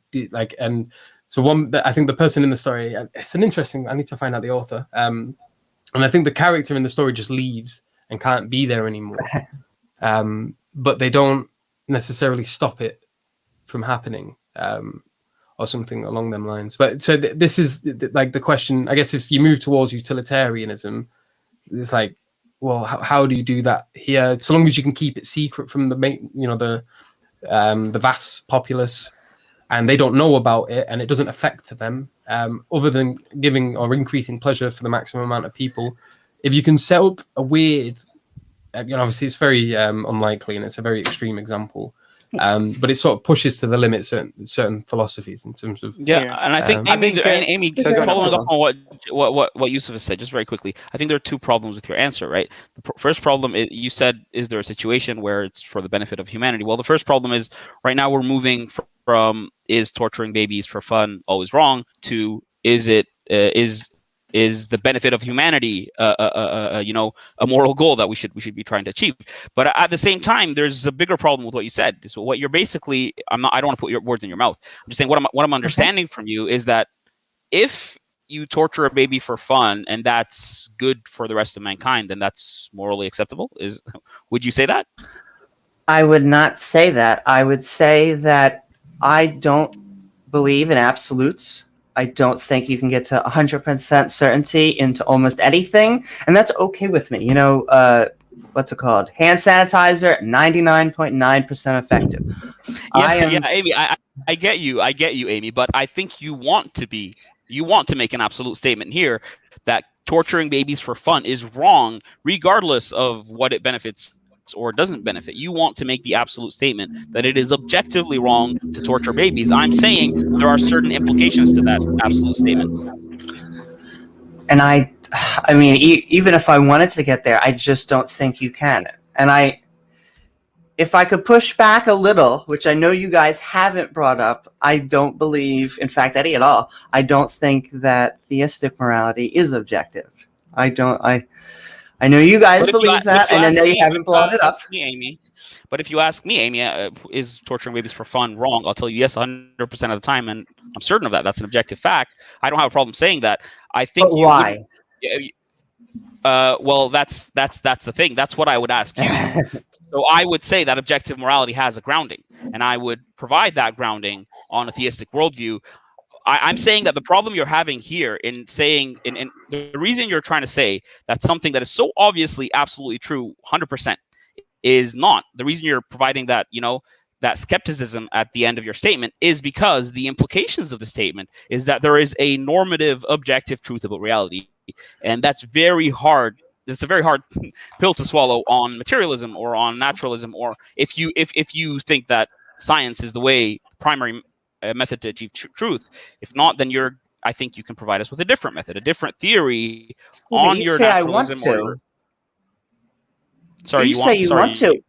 But I would say I don't want to provide 100% certainty to anything. I don't know anything in my life that I can give you to 100% certainty. That doesn't mean I'm a solipsist or that I'm crazy. It means I'm just proportioning evidence for the 99. What about that one thing that so can you say you know with certainty that there's nothing in life you know with 100% certainty? Is that something that you can say is 100% certain? I feel like that's almost a loop, because once you say that, then it doesn't become I would say I'm 99.9% certain that there is nothing 100% certain. Okay, so there is a possibility that that's not the case. I mean, you can convince me otherwise. I'm just convinced. I mean, just so we can finish off, Amy, I think the reason you're not 100% certain, I think that's just such a byproduct of your worldview. The problem is, I think generally we know that torturing babies for fun is morally unacceptable 100% of the time, and I think we generally know that we're 100% sure about that. The reason skeptics want to be 99% sure about that is because of their epistemology and their the foundational worldview that basically drives these moral values that they have. And I think the implications of the worldview really just reflect the problems with the fundamental worldview that you have. And I mean, of course, you can provide us with your method of how you would account for an objective morality on atheism, but or on whatever worldview you have. I know it's complicated, but I think that you don't even want to commit to that. Is actually a testimony, or it actually points to the idea that you kind of realize the implications of the problem. But you're saying 100%. But when I asked you, there is no examples. I can't formulate any example in which torturing a baby would then actually be for the benefit. We started to go into scenarios. I actually think the example that Yusuf gave, I would not give into. If I found out that a utopia was killing babies, that was what sustained it. It's torture as well. It's called the 1 2 walk away from ominous. Yeah, that's still inconsistent, Amy. Because what you're saying is there a scenario where torturing babies for fun is for the benefit of mankind, as if that situation would suddenly make torturing babies for fun in that situation acceptable? But then in the same breath, you're saying that I still wouldn't accept that torturing babies for fun in that situation. It wouldn't make it moral, but it could make it a more moral situation. So what I'm asking, what is there a situation you can conceive of at all that would make torturing babies for fun moral. We put 1 million babies. We put 1 million babies just in a giant crib, and we say if we don't torture this one baby for fun, then these 1 million babies are going to be tortured for fun. Okay, so right now you're saying that in that situation it would be morally justified to torture the one baby. I would say if you only have one of the other choices. In other words, a baby has to be tortured in this situation. It's one or the other. Someone has a gun to your head and is making the choice. 99.9%, I think it is evil to torture babies. Whoever is in the scenario that is torturing the baby is evil. We're just creating crazy scenarios to test where our limits are. One second, okay, so let me. Okay, I just want to deconstruct that because I think what she's saying is not. And I'll come back on more episodes. I wanted to understand, sorry, Abdul, is that what are you trying to say, that there's a foundational idea which transcends materialism, which is true in all possible scenarios? Yes, I want to say that, and even on the basis of the example she just gave, So the problem is there's right now she's saying torture one baby or 100 babies get tortured, right? The thing in this situation, she's not saying that it's moral to torture the baby. She is actually acting on the basis of the fact that it's immoral to torture babies, right? So it's what she's saying. What she's saying is moral here is not the torturing of the baby, but the fact that she is preventing the torture of babies. So there's a bit of a trick there. It's not that you're saying that in this case it's morally acceptable to torture the baby. It's still wrong. You're talking about a choice where you're forced to choose between two evils. The evils are still both evil, right? So still, even in that situation, you'll have to say that torturing babies for fun is evil. That one baby that got tortured is still evil. So you still want to say that it is objectively wrong to torture babies, and there is no situation you can conceive of where it is morally acceptable to torture a baby for fun. Keeping in mind as well, I didn't add to that the fact that this case, it's not for fun really, because you have a purpose behind it. But then even if I'm going to grant you that, it's still not that you're saying the torturing of the one baby is okay. It's that you want to prevent the torture of babies. So still, my point stands. But I would also push back. It's not transcendent because of a god. It is because I don't like babies being killed. It's because I love all humans. I love all life, and that I don't want to see someone in pain, in pointless pain and suffering. I think okay. I think we need to move on, but I see what you're saying. I respect that. It was lovely talking to you guys. It was lovely talking to you too. And please come on in future shows. Please. To be continued. Thank you guys. Yeah. The next show is going to be on consciousness in 2 weeks' time, so you might find that interesting. But yeah, thank you very much for coming on. We'll move on to our next guest. Bye, guys. Thanks, bye. So I think just as a quick point as well, I think Amy gives the example or demonstrates how the underlying sort of fitri, the innate nature, presupposes almost like there is certain religious transcendental values and meanings. But then when you try to reduce that to saying about atheism and ground it, it doesn't really have a grounding for it. That's how I sort of sense this, that we want to say there are absolute moral values. We want to say human life has value. We want to say that what we do should have meaningful impact. But then when you reduce that under a materialistic atheistic paradigm, it sort of loses those meanings. Yeah, there was two things I sort of wanted to add there. It's a shame she had to. Well, we've got to sort of move on, obviously, for time constraints. But the first thing was that, like, alhamdulillah, that she believes that this thing is morally wrong. But the problem with that sort of morality is if you get to a person who doesn't believe, who sort of sits in the same thing and doesn't have that desire for not want, because there are people who are the only word I know is the German one, the Schadenfreude, like they take pleasure in other people's pain, malicious. There are people like that. Now, when you have someone who lacks that empathy, who lacks that desire for the ceasing of other people's pain, and they continue to live in that sort of framework, then what happens is you open up the possibility of them causing that pain, because for them it's like, I don't care. So what? There was a video floating around on Twitter, and obviously these are extreme cases, but they're not non-existent. They are there. There was a man who set fire to a kitten, covered it in petrol, set fire to it, and then he just recorded and watched it running around on fire until eventually it died. And then he uploaded it onto the internet, and then that made rounds on Twitter.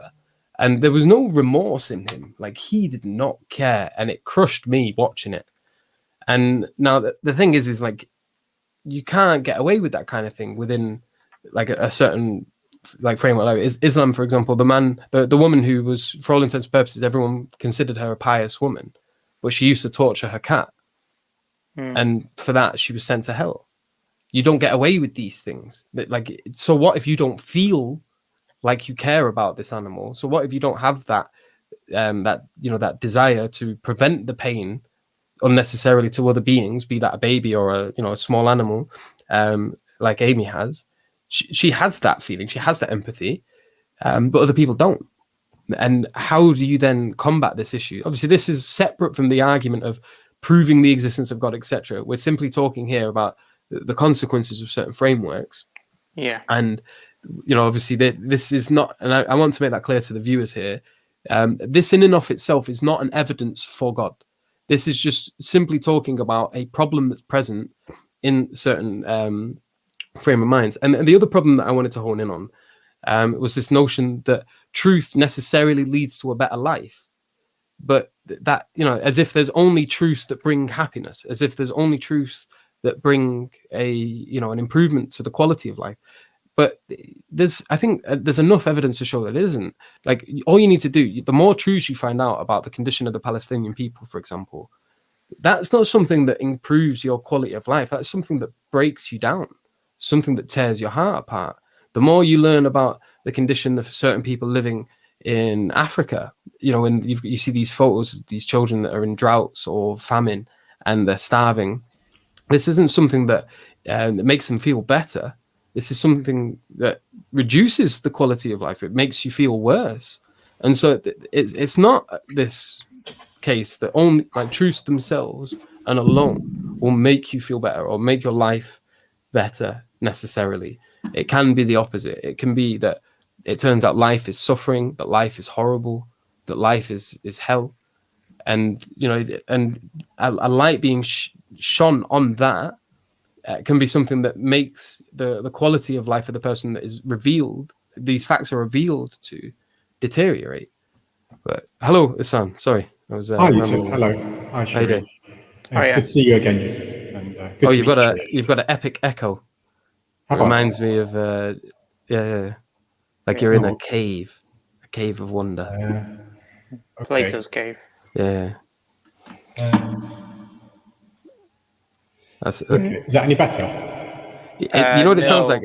It sounds like one of them cheesy nasheeds where they add the the reverb. I don't know what it is, but I mean, it's manageable. It's just but the problem is if I think if you speak in longer sentences, it might be a bit difficult here. Let's just see how it goes. That's better. Yes. That's better. Yes. Yeah. So Ihsaan, just tell us what you believe and what's your thoughts about this particular topic. But what is it that you follow? You believe?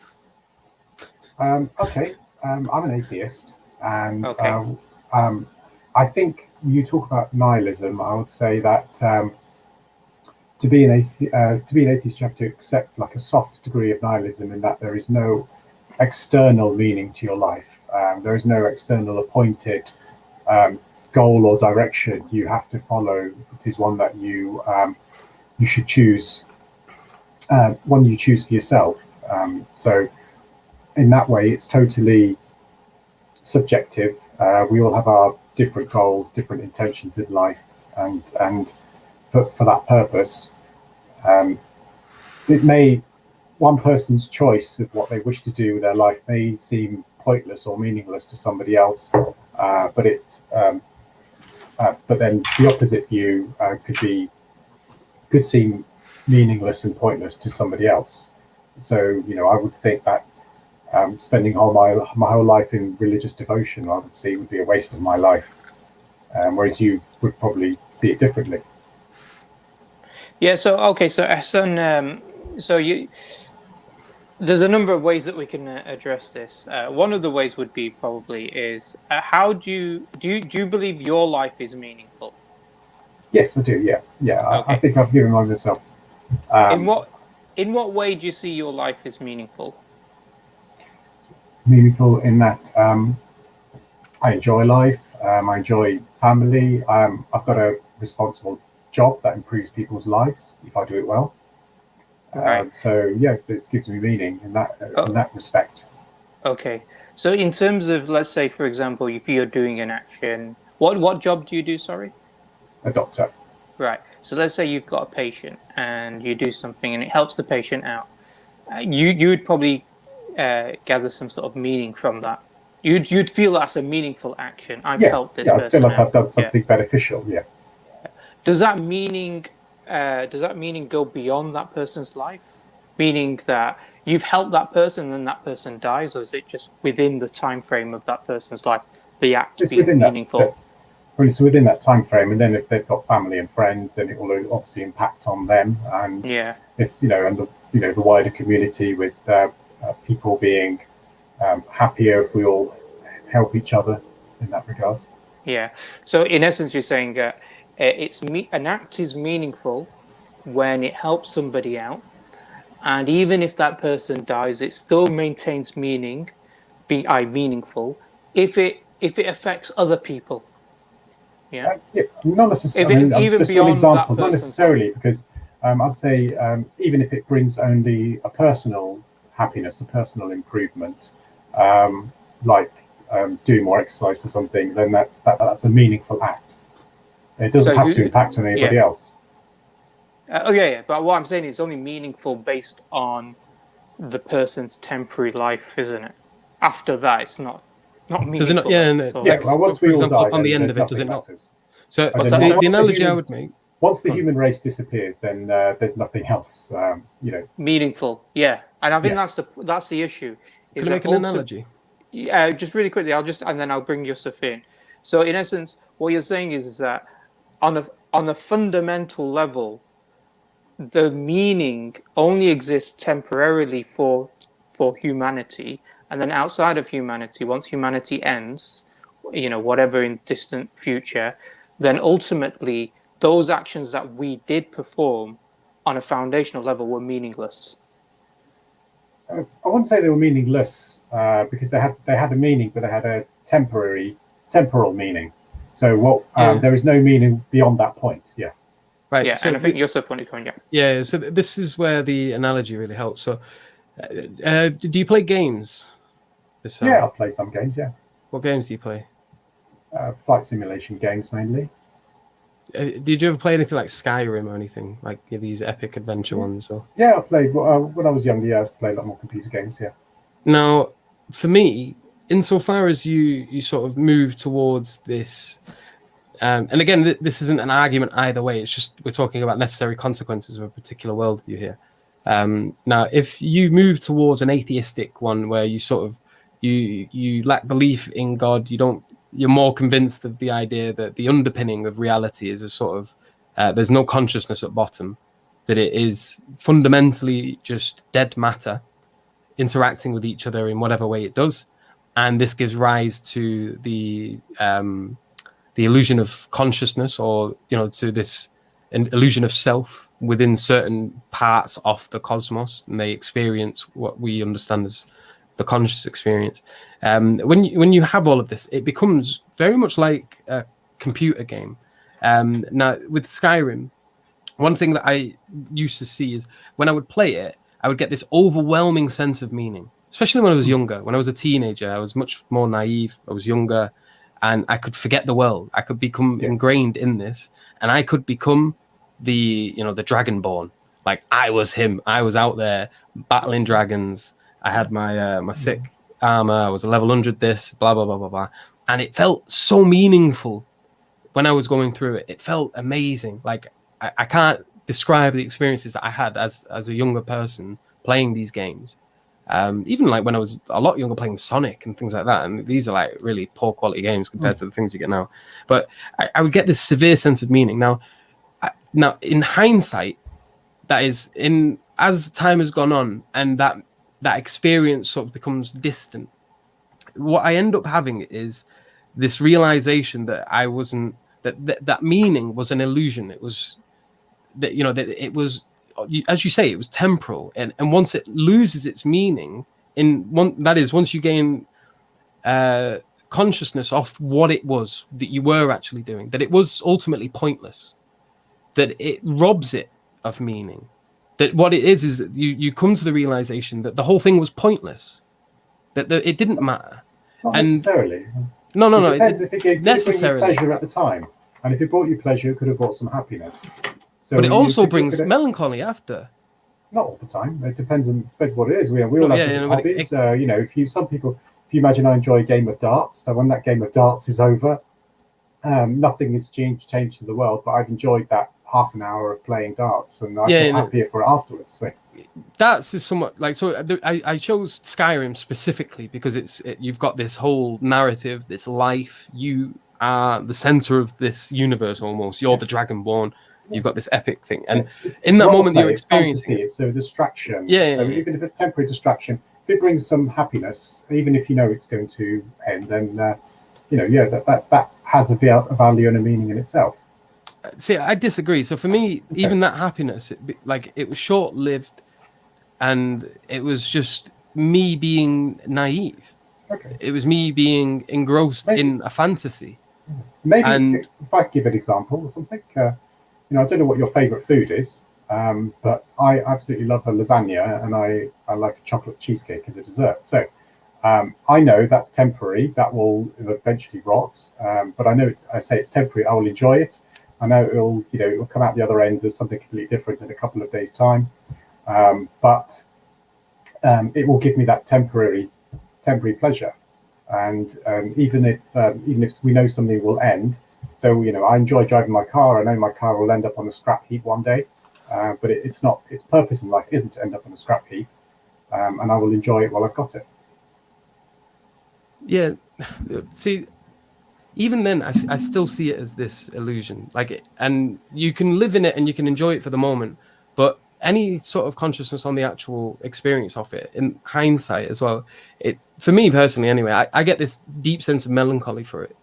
When you look at it, it's like all of that time, I can't help but feel it was wasted. What other things could I have done? What better things could I have done? Could I have not have spent my time here doing something more productive? Or this, that, and the other, and I think when it comes to life in general, that this is something that can always creep up, and that often does, regardless of what it is that you chose to do, and especially when you sort of live with this understanding of the world being at foundation, just dead matter. Life just seems arbitrary. Choice becomes random. Just driven by pointlessness, and you don't even get to a point where you understand what's driving you anymore, other than these base desires. I don't know. For me, it becomes equivalent to the computer game.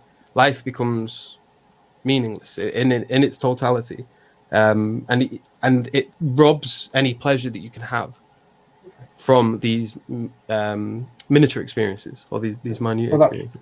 That goes by what we said earlier, which is where we all have our subjective opinions that are different. And I said how living my life to religious devotion would be, in my opinion, pointless and a waste of my life. But you'd see it differently. So we're all different people. But the reason why we see it differently, and I think there is a way we can sort of understand this, in a way which is, to a certain extent, even for a person who's not a Muslim can understand this point. When I gave the example before earlier about you doing an action or I'm doing an action for a patient or whatever it is to help that patient out, we feel meaning from that. And then we say, well, that meaning is not just within the lifespan of that particular individual, but also can be transported to the next because it may have an impact upon the wider human beings. But the problem is that it's transient.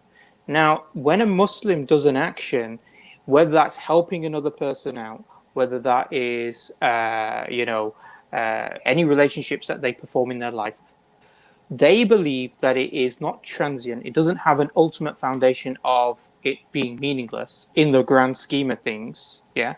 But rather, because it is, we believe in a creator, an eternal being that holds us to account for these actions, then the grand scheme of things is that every action is meaningful. Yeah, it's not transient. I see your point, but that is entirely dependent on believing your faith in the first place. So agreed, it is, and this is not an argument. This is not necessarily an argument. But what can be an argument is that within human beings there is this innate desire not to look for transient meaning or transient happiness, yeah, or temporary. But we're looking for grounding for our meaning, yeah. We're looking for something that's transcends, yeah, something that's permanent rather than something that's transient. Now, that's something that atheism can't offer. This is probably where a person would then think, well, hold on. If as a human being, I have this desire to look for permanence and this atheism doesn't offer it, then I've really got to look at this question about, theism and God claims for different religious beliefs. I totally understand, and I can see why theism and God claims are attractive to a lot of people. Not that it makes it true in any way. But it certainly has an attraction towards humans, and it's why religions have evolved. The many thousands of religions evolved over thousands of years because people have had this yearning for something beyond their own life. Meaning, and that is an interesting point here, is that attribute, that innate disposition within human beings, is not necessary to human beings. It's not something we don't need to have it. This is not something that is necessary to the very definition of a human being, that we need to, as an organism, have the desire for permanence and meaning. Yeah. So there is something, regards to the human condition, that's not necessary for the product of materialism, which at the same time pushes us to go and look at things beyond just the temporary, transient material realm. That's part of humanity. People adhere to the thought of immortality and anything beyond their own life, but that's entirely separate of whether it's true or not. Just to interrupt it, I need to go pray Maghrib quickly because we're running out of time. So I'm just going to go do wudu and pray, and then I'll be back in a moment. Okay, no problem. So this is the first thing. First thing is that atheism leads to this problem of nihilism. Yeah.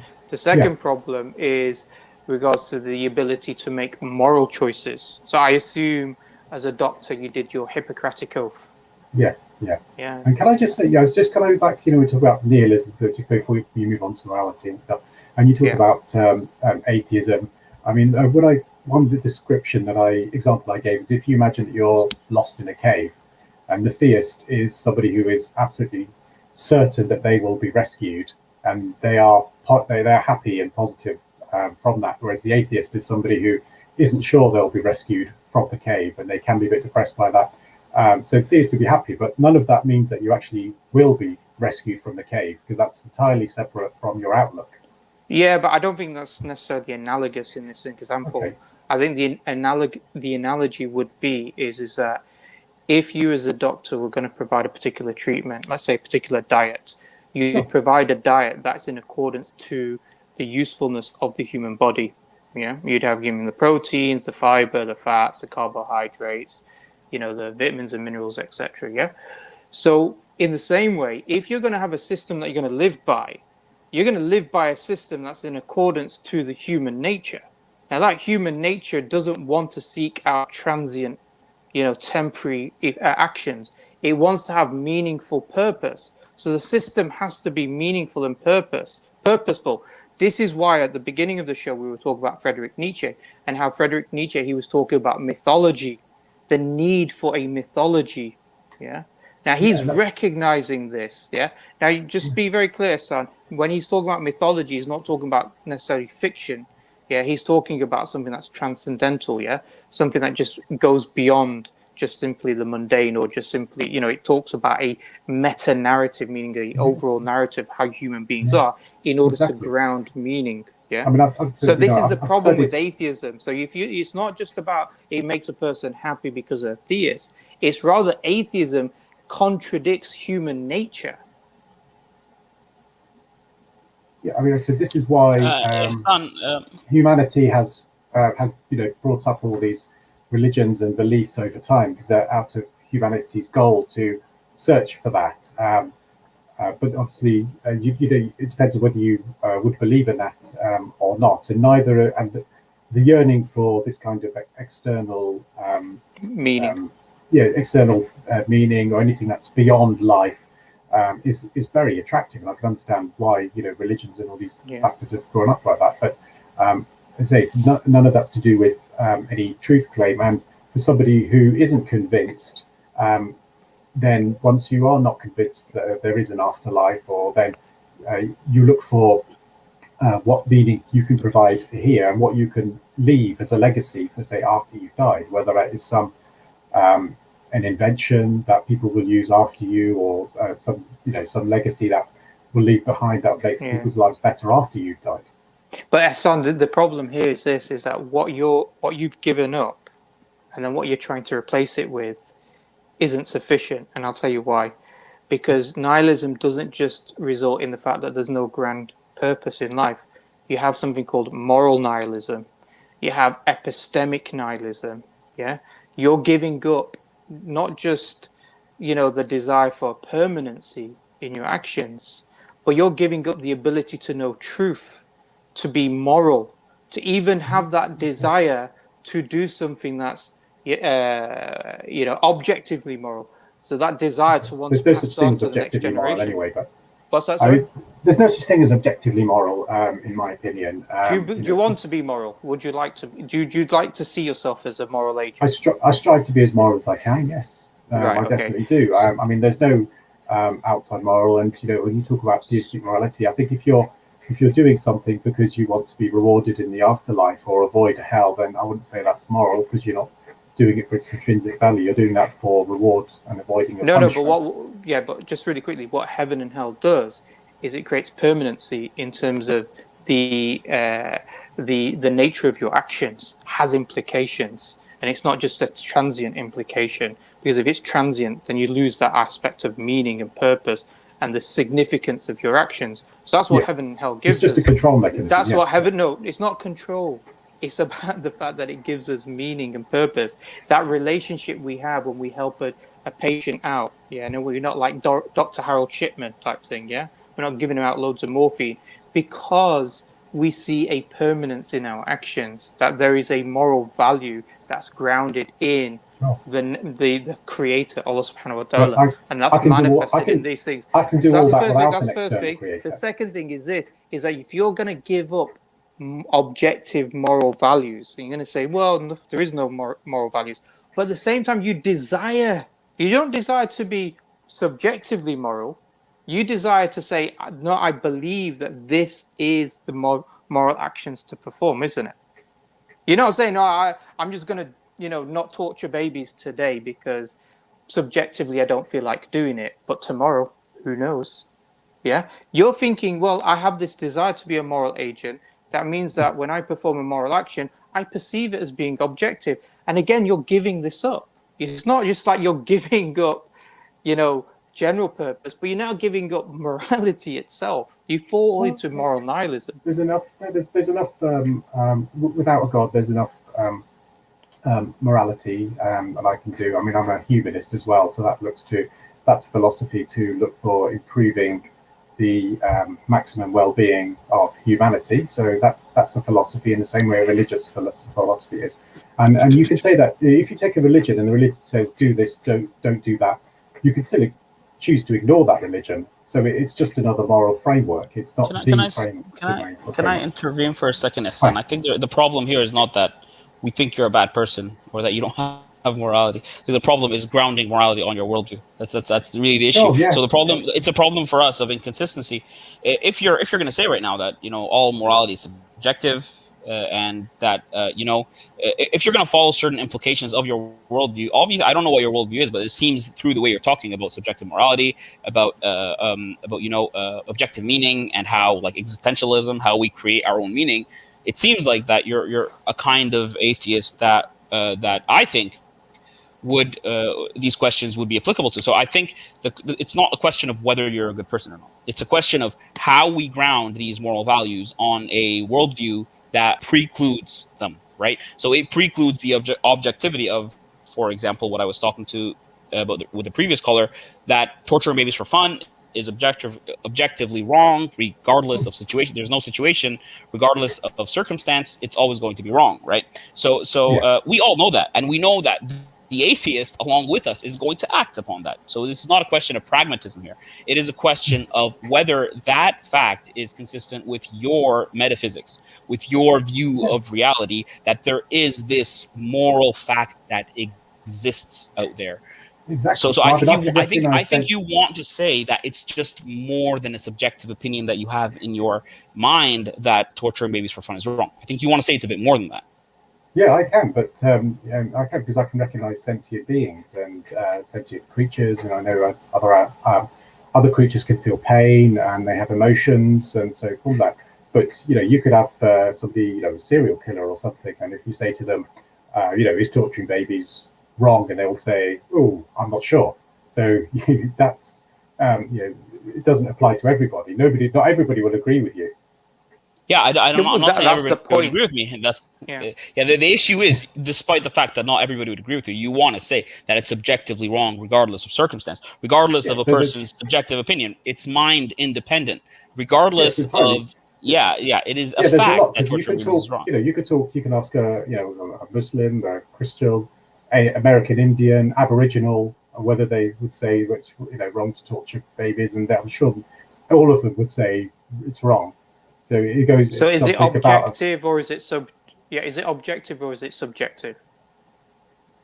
It depends what you mean. What your goal is. If your goal is to improve well-being and to reduce suffering and to improve well-being for other people, then it's objectively bad. So that's subjective. But that's subjective. At the end of the day, you have to agree in the first place. Listen, you say that means it's subjective criteria. Yeah, but that means it's subjective, right? Because it depends on your subjective criteria, right? So that basically means it's subjective. So what you're saying is that if you have a different criteria, then all of a sudden it's not more. So if you brought on a serial killer here and their objective was to cause the maximum suffering to other people, and then you said to them, "Is it wrong to torture babies?" They would say it isn't, because they have a completely different criteria. Whereas, but that's Ihsaan, the way you're viewing it right now. What I'm trying to get to is that the way you're viewing it right now, in that you see it this way, and the serial killer sees it another way, and that kind of like lends some kind of credence to subjective morality. That is an implication of subjective morality. What I'm questioning is whether this subjective difference has any meaning or any impact on the fact that torturing babies for fun is wrong. In my view, it doesn't. This difference of opinion plays no role and has no influence on the fact that torturing babies for fun is wrong, right? You're saying it does, and that's just an implication of your subjective morality, and I personally see that as problematic. You're basically saying it's mind dependent. We could have evolved in a different way where torturing babies would have been okay, and I think the issue with that is, like, I can't convince you otherwise. The issue with that is that it's just so counterintuitive to the fact of reality that regardless of what humans think or say, there are certain facts, normative facts about reality that we all adhere to. So it's just an inconsistency, and you're accepting this view of subjective morality and you're justifying it based on an implication of your worldview that shoves you into that corner of subjective morality. That's kind of what we're saying. So I don't think it's important. It's subjective. Okay, because you could have. I've known people who've done terrible things. I've known people who had brain tumors, and from that brain tumor, they thought their children were devils, and they killed them for that. And but they thought they were doing the right thing because of their brain was deranged from the brain tumor. So it's people can think differently in different circumstances. I understand that, Ihsaan, but this is the problem. This is what I'm saying, is that what you're having to give up. On the one hand, you're saying that human beings have this desire, or you have this desire to want to perform morally good actions. You made the oath on the Hippocratic Oath, you signed the documents, etc., the Code of Ethics. You did all of these things, and at the same time, what you're saying is, though, but ultimately, this thing that I want to be, doesn't exist. It doesn't actually exist in an absolute sense in all possible worlds, if you want to use modal language, It doesn't really exist. It's just something that's in my mind. That's all it is. So again, one of the problems with quote-unquote atheism is this moral nihilism, I would say. Why do we value something that's like morality or truth? Why does a doctor value the desire to do good for a patient if it's all fundamentally subjective and it just depends upon his particular brain chemistry at that moment in time? I mean, there's loads of loads of reasons for that, like outside. If you imagine that we evolved into civilizations, and the cornerstone of civilization was to help each other, if you learn to help others, and they're more likely to help you. So there's a selfish reason to do these types of things. And that's. But Ihsaan, this is my point. This is my point. Is that what you're trying to do? You're trying to say, well, we just evolved that particular way, and if we evolved in another particular way, where like for example, a black widow spider eats its mate after mating with it, well, then that would be okay. That would be moral. That's not really saying anything about morality, because when we talk about morality, we're trying to talk about something that's mind independent to a certain extent. This idea that it's something that exists. Not just something that is just a product of the biological makeup of a human being, or the product of matter in motion. Yeah, I mean, morality comes with an advanced mind. So something like a black widow spider eating its mate, or adult male lions killing infant lions, they don't really have the consciousness. But what's that advanced mind trying to do? Is the advanced mind just simply trying to just keep reproducing the species? That's it, and it's just created this complex way of doing that? Or is the advanced mind trying to understand something that's objectively moral, mind independent morality? I think, Sharif, because there's a guest that's waiting, but I think Ihsaan, to simplify things, I think fine, if you're going to be consistent, the idea is that I'm not going to force objective morality on you. The idea is that the implication of your worldview is what you're saying, that torturing babies for fun is not objectively immoral. That's the implication of your worldview. Yeah, fine. So it's subjective. If you don't find that as problematic, that's fine. We can move on. But I mean, there are other aspects of nihilism as well that we were talking about. For example, your view that you should value life because of the meaning it gives you, that comes with certain problems as well. And what I think is, at the end of the day, you're going to have to build this sort of meta narrative for yourself in life that is, on the basis of your worldview, delusional. And that's kind of inconsistent with you asking theists to not give in to their delusions. So I think there is a problem. But if you accept, you fall into this contradiction. What Abdul's saying is that you have to have a meta narrative. You have to create meaning. The meaning itself is not foundational, though. It's not built upon anything. It's like building a sandcastle. You in a way by your religion. So what's that? Sorry. If you follow a religion, then you have the meaning imposed upon you. Whereas I'm not. I don't think that way. So I think that's irrelevant. I think what it is that what tends to happen with atheists, though, is that they tend to turn around and say, well, these theists, these Muslims, they've got this delusion, this, that, and the other. But what Abdurrahman is saying, is that actually atheists have to have delusions. Have to have mythologies that they create. It just happens to be that they create it in their own mind. And then they have this absurdity. Then they have this absurdity of saying, on the one hand, life ultimately is meaningless, on the grand scale of things. But in the temporal aspects of life, I'm going to say that there is meaning. There is meaning helping this patient who will ultimately die. And then you create this type of absurdity. as I said already, it's just like, you know, how I can enjoy driving my car even though I know my car will eventually end up in a scrap heap. What the fact that so enjoyment, happiness is your meta narrative. In this point, is like happiness is the ultimate goal. That's your story. That's your story. So that's a normative claim. Okay, so sorry.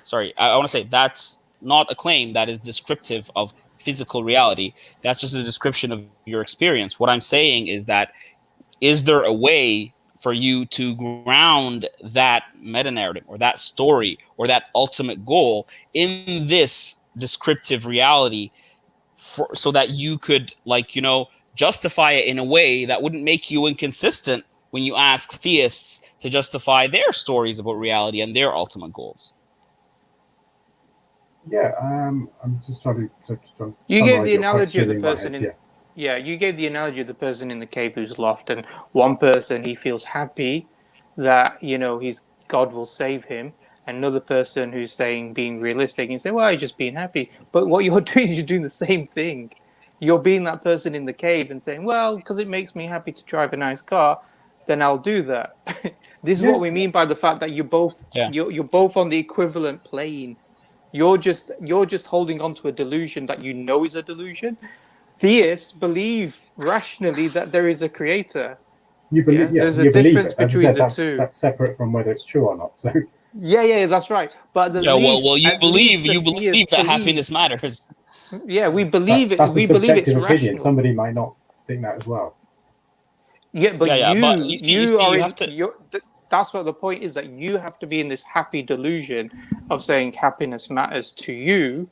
Yeah, that's to me. Yeah, but to you, but that's the happy delusion, and you recognize that's a delusion. Whereas for theists, we believe that we need to search out for meaning, and we need to use rationality in order to achieve that.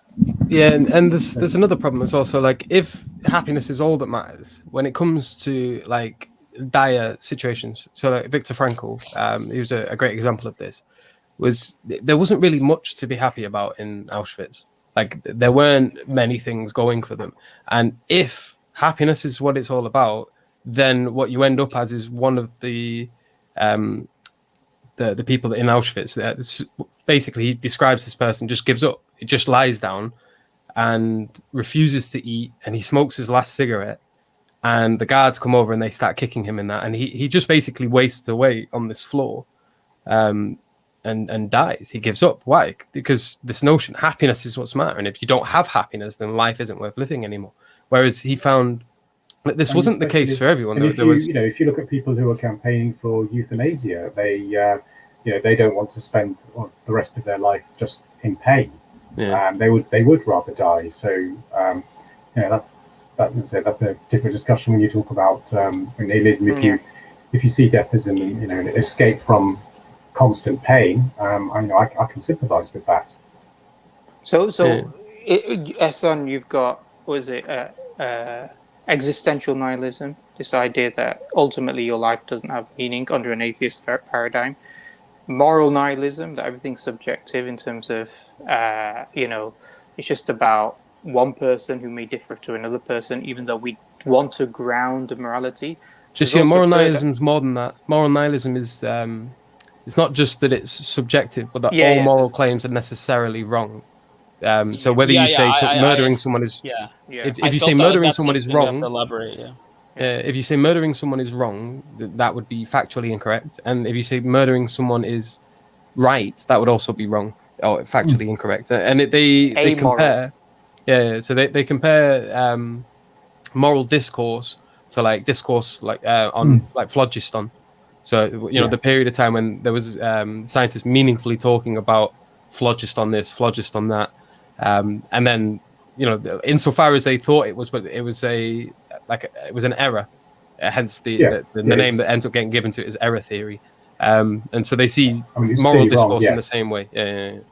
So I just wanted to stress on that point, because I felt like we were kind of trying to equate between moral subjectivism and moral nihilism. So they're not synonymous, but I think it's more of a question of whether moral subjectivism leads to moral nihilism within a certain worldview, whether that's on, like, say, materialism or whatever other worldview anyone here wants to discuss. So I'm just so it's not that they're synonymous. We're just trying to see whether it leads to it on a certain worldview. And also, Ihsaan, I think also the other problem that you're going to have under your particular worldview is epistemic nihilism. You won't have the ability to ground truth. That's another problem that you're going to have. Well, I so don't believe you can't. There's no real ultimate truth anyway. So it's that's one thing that's one thing I think. So you can have like truth as in how many stones are on a beach, something like that. When you talk a deistic ultimate truth, I don't believe there is such a thing.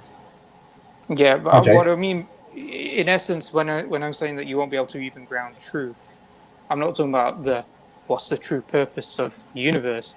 I'm even saying the fact that you're going to have problems even being able to demonstrate that what your thoughts, the decisions of your thoughts that you believe are rational, are actually your thoughts that you're making a decision upon, and rather than just simply that your thoughts are, brain chemistry operating in a particular way, and it just happens to be that you think you're looking at truth, but you're not. It's just your brain chemistry creating the illusion. You won't have the ability to differentiate between the two. Well, there's obviously the consciousness is it's a big topic that's going on, but I wouldn't say that this. I don't know whether you're going to bring up the concept of a soul or not, but even as an atheist, I can see that I strongly suspect that most brain activity and what we see is as consciousness is a result of brain processes. But did you see why this would result in epistemic nihilism? Yes, I can see why nihilism would, why epistemic. Appear, so you wouldn't know that what you're sensing to be true is true.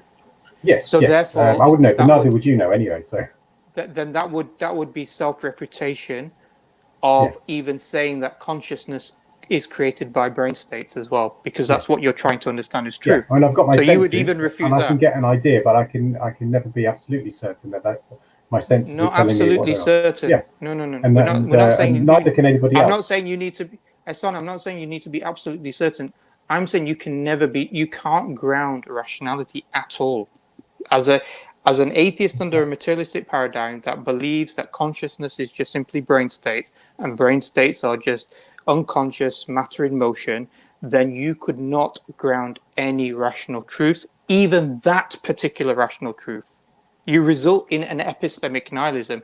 I cannot know truth. Okay.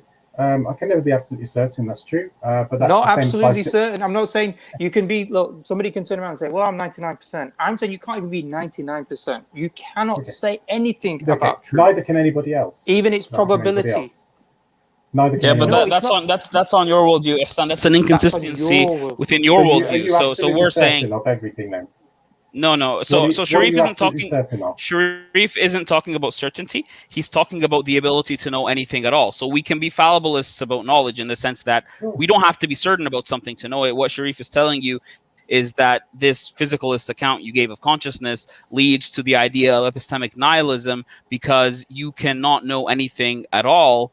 But I think to get into that and break that down, it's related. It's called the problem. It's called like arguments from reason. There are a series of theistic arguments that argue against naturalism. But I think to break that down is going to take a lot of time. But what he's not saying that would apply to us too. He's saying it's just an implication of your worldview. So to say that you know things would be an inconsistency. To argue for that, of course, we need a much longer stream. To everybody as well, whether you're a theist or not. That on your worldview, Ihsaan. Yeah, Ihsaan. The point is that's on your worldview. If you don't have epilepsy, then you're wrong because even you just don't know your senses. True. You can believe whatever you believe.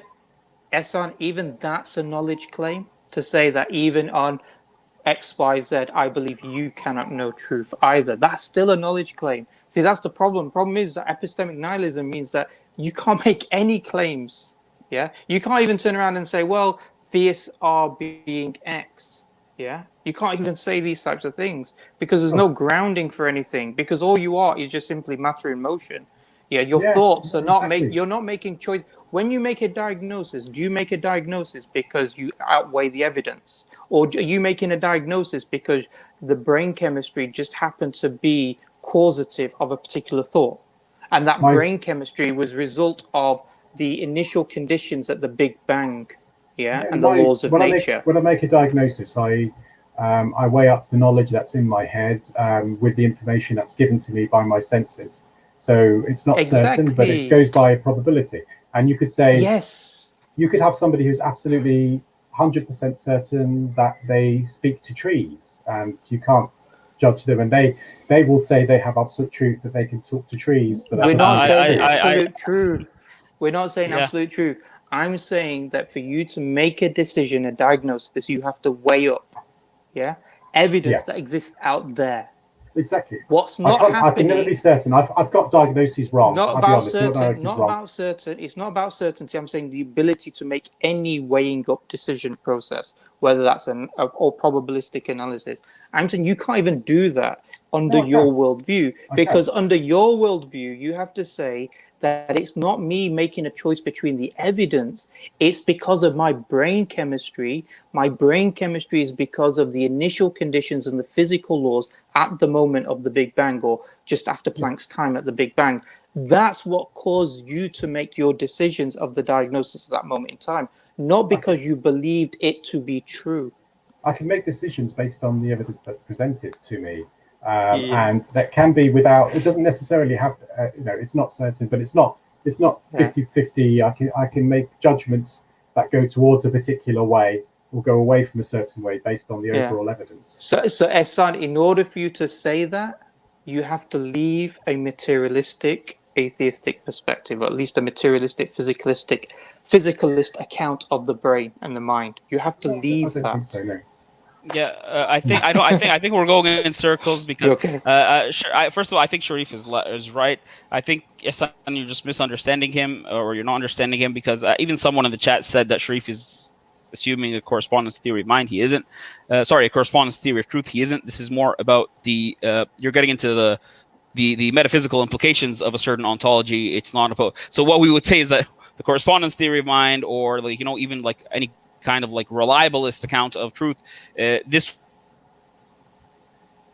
would be applicable to all, because you need to be able to say that your mental states can infer truth about the world, and on a certain ontology, which is a physicalist ontology.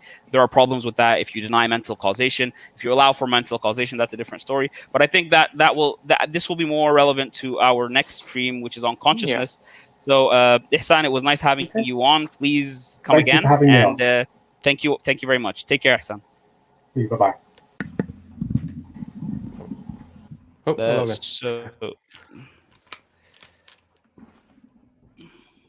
So I think we got somebody else, haven't we?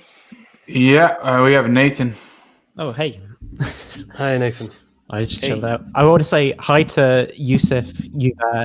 You've blocked me on Twitter, man. I did. I can give you a reason why. So the first thing I saw when I went onto your account was basically something along the lines of you saying the only reason you're going to read the Quran is to undermine it. And so you came across as someone that wasn't really reading it to see if there was anything genuine to be found in there, but rather you were just wanting to use it as a sort of beating tool for Muslims. And I understand. I would say nice chair though. I think that way. Oh yeah. Looks. And also, I've apparently been conspiring with Jake against Andrew Loke.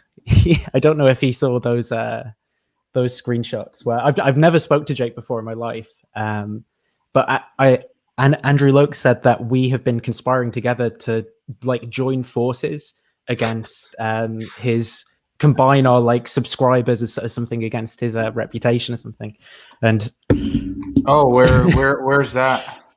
It was a screenshot that someone sent to me, and I ended up taking it down because it was from Cameron Batuzzi's private group. So I thought it's best probably not to have that up. But it was because, when you did your video on him, I left a comment saying Loke can be very frustrating to engage with. I've had like a similar experience or something, and I think he took that as clue to a larger conspiracy. Yeah, exactly. Yeah. That's what it's. So spiritual Nathan, warfare. Nathan, if you can tell us about your worldview and what you think of the stream. I think it's interesting. Like, I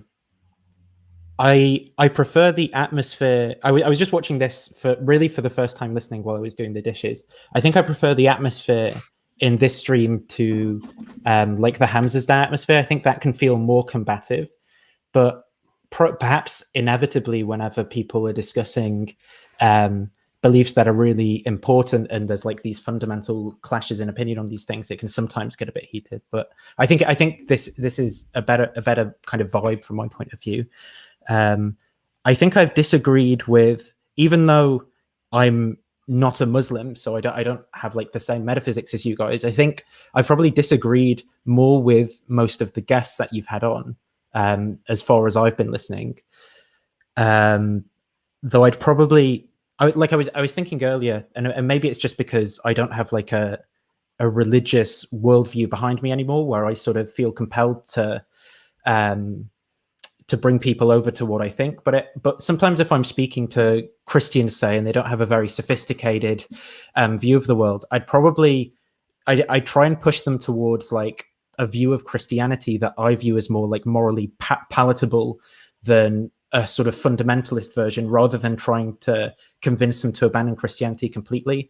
And maybe I thought when you were talking to Amy, for example, like you guys are well versed in philosophy, you could have said, well, here is an alternative natural story. Okay, you're not convinced of it. Like you're not convinced of Cornell realism or something, but that's a story that the naturalist could tell. But then I was thinking, am I just annoyed because I'm not on, I'm more on their team than I am on your team, when actually they're giving like bad reasons for what they think about morality. But I mean, not everyone spent time like looking at philosophy and some of these distinctions and stuff as well. Nathan, just about that point. I mean, yeah, sure. I mean, obviously, like I'd rather an atheist to have a story that would help them avoid nihilism, rather even if it's not a true story, rather than fall into nihilism for the good of themselves and the world as a whole. But I think this stream is a bit different. It's we're talking about the metaphysical implications of the worldview. So it's not of course. I mean, we acknowledge several times that atheists can be moral people. A lot of atheists are good people,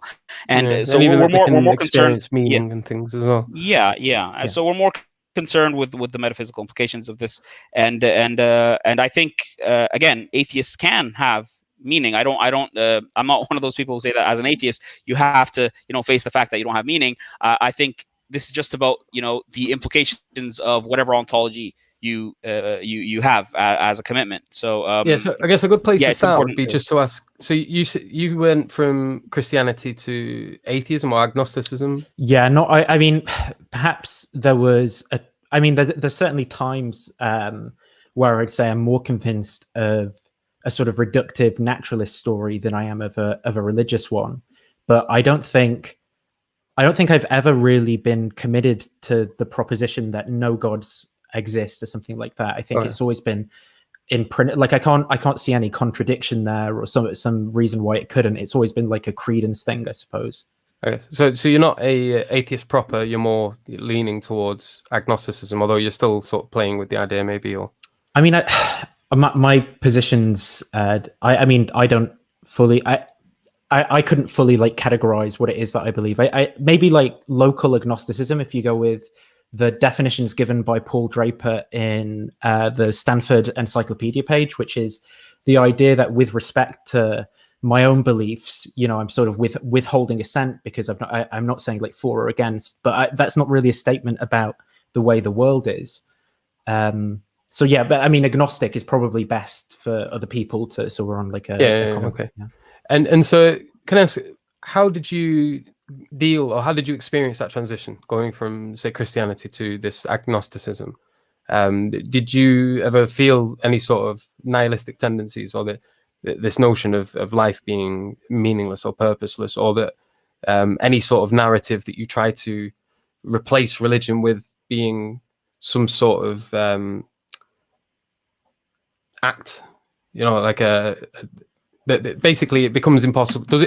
What was the experience? I don't know if you felt that, or whether you felt maybe more authentic, or how did that transition go down for you exactly? And what relationship do you have with nihilism now, I guess, is the question. Sure.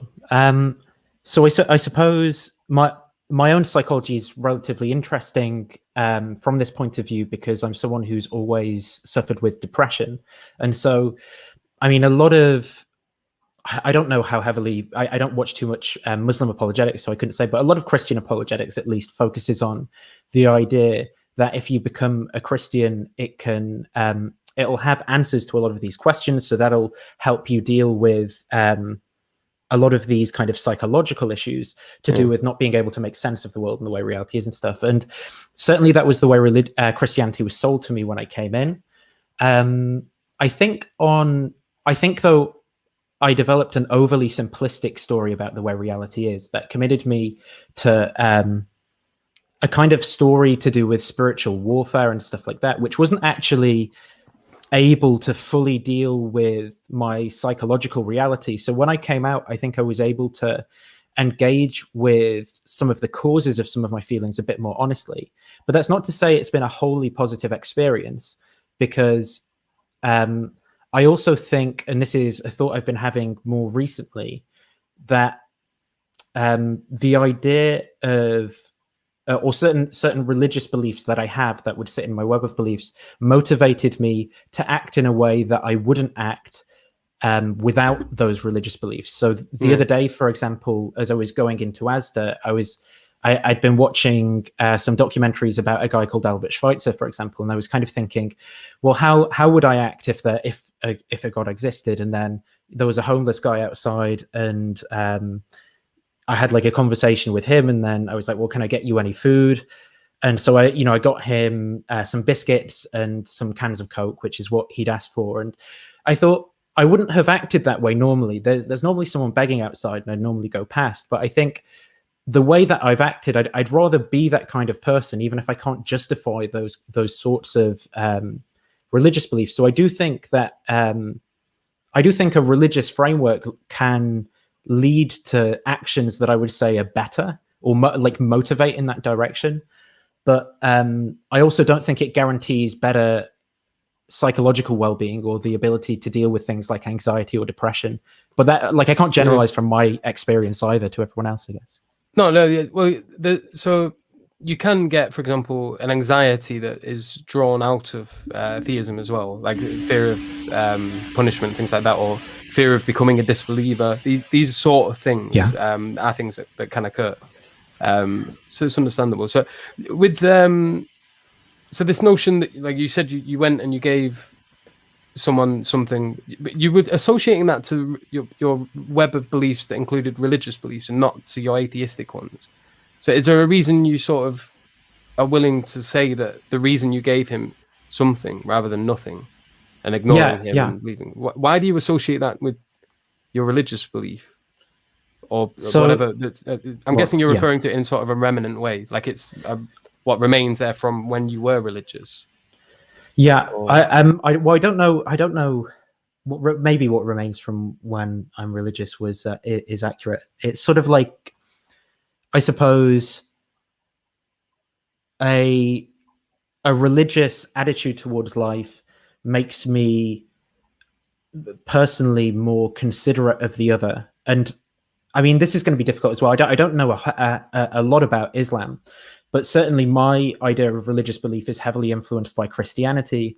And in Christianity, a big part of theology is this idea of kenosis, of the emptying of God to suffer with people in the world. And I think that my part of what influenced me to make that decision, for example, was the idea of embodying that stance towards other people by, I don't know, having I pinged a spring, having a kind of reverence for life and other living beings in a way where I could sympathize with them and would want to help them in their plight if I can, and it's not too much of an inconvenience to myself. Whereas perhaps without those feelings of reverence, I would be happy to just go about my day, get what I needed to get for my tea from Asda and come back home. And I'm not saying, I mean, this isn't the case for everyone, though. That there's some people who are more than happy without having these theological sort of beliefs to do things like that. Like I've got a friend, Derek, who runs Myth Vision podcast, and he's more than like, he helps people get off heroin, for example, in his house. And I don't think that there's any aspect of his religious belief that plays a role in that. So maybe it's a psychology thing. Maybe, I because I have this kind of like disposition towards depression and stuff, that having those beliefs then helps to motivate me in a particular way that I otherwise wouldn't be. Also, I don't know what the causal story is there. So have you moved to that? I guess, because it's quite interesting you're saying this now, because it sounds kind of like, I don't know, you're sort of taking maybe a Jordan Peterson approach to religion in a way, where you're saying, and I may be misinterpreting your words, but it sounds like you're saying you act as though, that cliche JP thing, you're acting as though God does exist, even though you're not convinced he does in some way, and this motivates your reverence for life or something. Is that the general path you're kind of taking here? Sort of. I actually think part of it is part of it is engaging with the ideas of a theologian called Don Cupid, and interestingly enough, a lot of his theology is motivated by metaphysical nihilism. So, and this is a sort of theme that's worked out through Nietzsche's work as well, where he sort of rejects essences and says all there is are appearances. But then when you sort of, if you reach that stage, then all you're kind of doing is imposing, when you reach that stage of metaphysical nihilism, all you're doing is imposing a particular intellectual schema on the set of appearances that you have in your experience. And then a religious schema is then just one viable option amongst many. And that's kind of Kierkegaard's view as well, the kind of Christian existentialist. I don't know, there's probably people in the Islamic tradition who have been similar. I just don't know enough about it. So would you say that if you didn't act this way, in the sense that you didn't just, I don't know, maybe there's a sense of nostalgia there or something, but if you didn't act that way, do you feel like that nihilism would maybe be one of the only options or not? Or like, how would you, again, just trying to draw it back to the main topic of the stream, what's your relationship with nihilism? Are you acting like this in order to avoid that? Lacking the sort of an authentic belief in the being itself, but still seeing value in certain ways of sort of living like that, as if it is the case. And, is that basically underpinned by an avoidance of this as a necessary consequence type of thing? Again, I'd rather you just kind of say it explicitly in your own ways without me putting words in your mouth. Yeah, absolutely. I mean, personally, I don't think I could justify the metaphysics of like classical being theism and that kind of story. Whereas, I think it's more honest for me to engage in the way that I'm doing, but I can see how someone from a different framework would look at that and say that that's what's going on. When it comes to, I mean, I take metaphysics to be basically distinguishing between appearances and reality. So we have these appearances of what was it that Abdul said earlier, something like normative claims, right? Or there seem to be these moral facts, like it's wrong everywhere, always and everywhere, to torture babies for fun or something like that. And then various people just try and construct a story about why that is the case, like what's the explanation. And then maybe taking someone like Graham Oppy's approach, I think something we can do there is we can sort of lay these various theories out side by side, and we can say, well, what are they committed to? What's their explanatory scope? There's debate again over these like theoretical virtues. So a lot of my Catholic friends are going to say, well, agreeing with my intuitions, for example, is like also a theoretical virtue, and maybe that gets more into some of these more foundational beliefs in that web of how we do this. So I think personally, I do think that naturalists can account for all the phenomena in a way that I'd be more than happy with. I'm not convinced that the story that they tell is true. But I think maybe as a way of pushing back against the confidence that I see some religious people putting in their explanation, I would adopt that position just to play like devil's advocate or something. Yeah, I don't. Nathan, can I ask you something? Are you being honest, or are you just building rapport? Oh, I'm just building rapport. I'm being honest. Yeah. I think both. I mean, I guess I could have come in here and been like really combative because I think I disagree with you guys, but I don't see what that would achieve.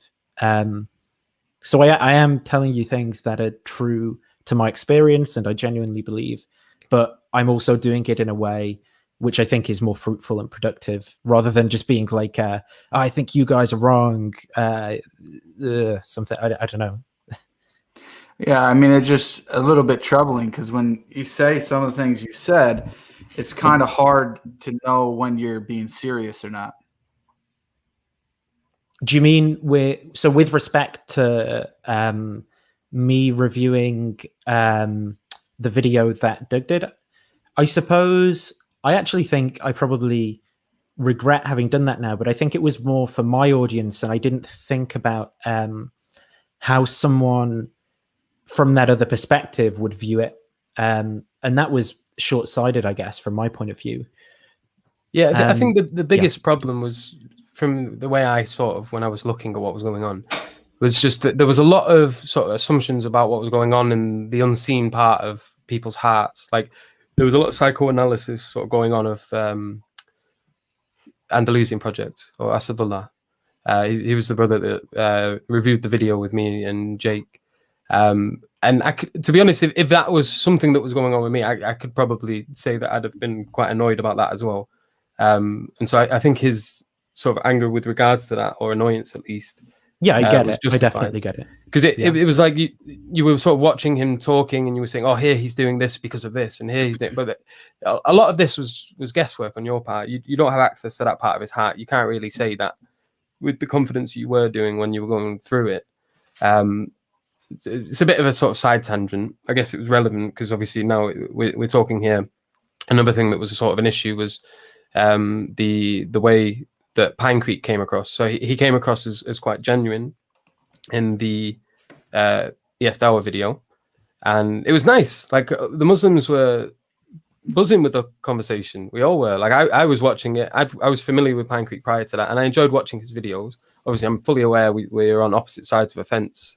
Him being an atheist, me being theist. But like, I liked the way he engaged with people. But I hadn't watched too many of his videos, I guess. Like, maybe I wasn't fully aware that this was his kind of thing, street epistemology or whatever you refer to it.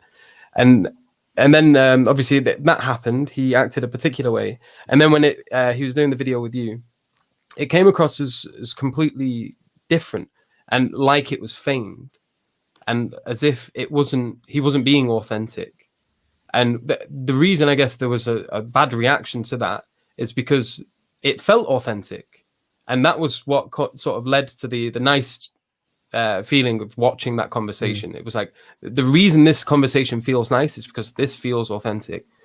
And then in that video, he takes away the authenticity of it. He made it sound like he was just playing a game. It was just a tactic. He's doing this in order to, cause doubts in people and blah, blah, blah, blah, blah. And I guess that's obviously the whole purpose of his channel. He's an atheist. He's pushing a particular kind of view. But it kicked out any authenticity that was experienced in the watching of that for anyone who did watch it.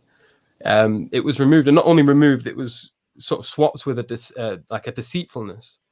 And then on top of that, obviously, you've got this sort of psychoanalysis going on, and it just felt like, and one of the arguments was, it's not behind your back because it's live.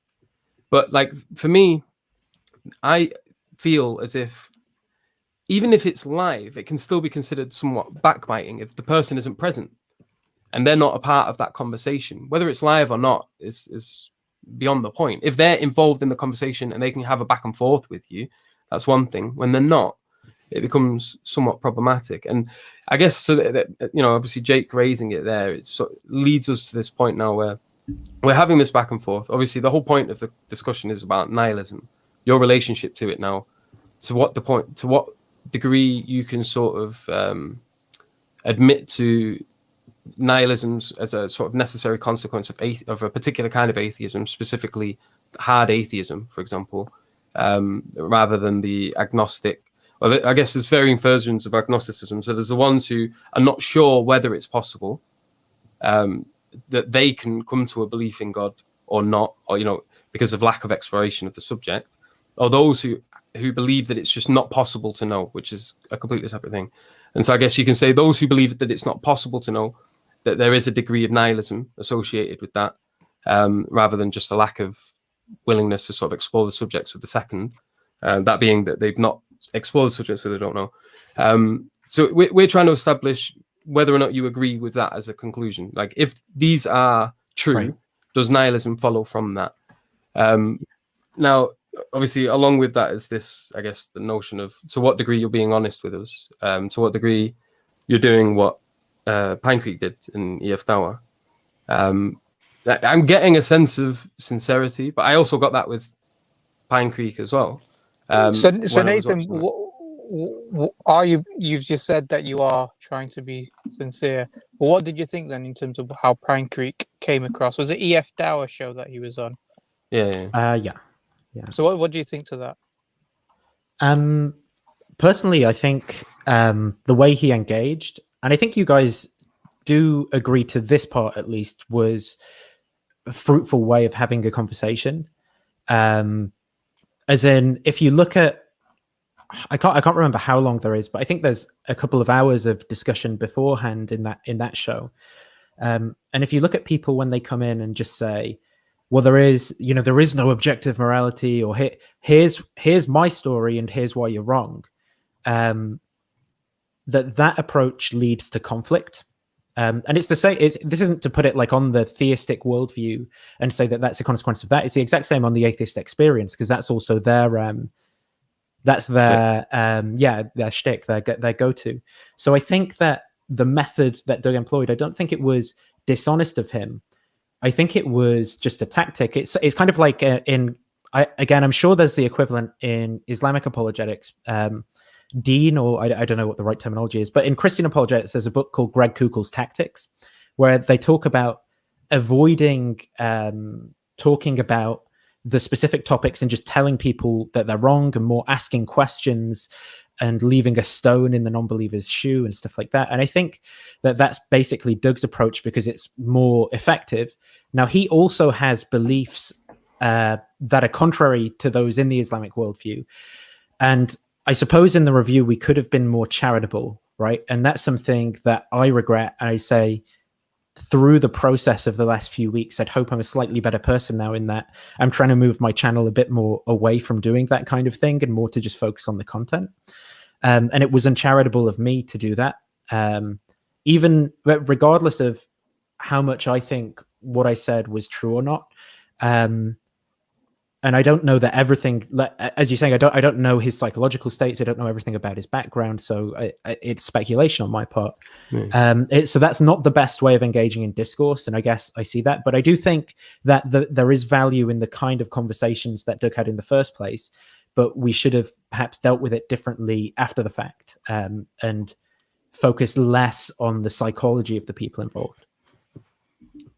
Yeah, I think what it is that the way it comes across in terms of being disingenuous is it's disingenuous in terms of, I don't think anybody has a problem in terms of asking questions, or even if you want to come around and ask questions to create doubts in other people in terms of their own particular worldview, challenge them.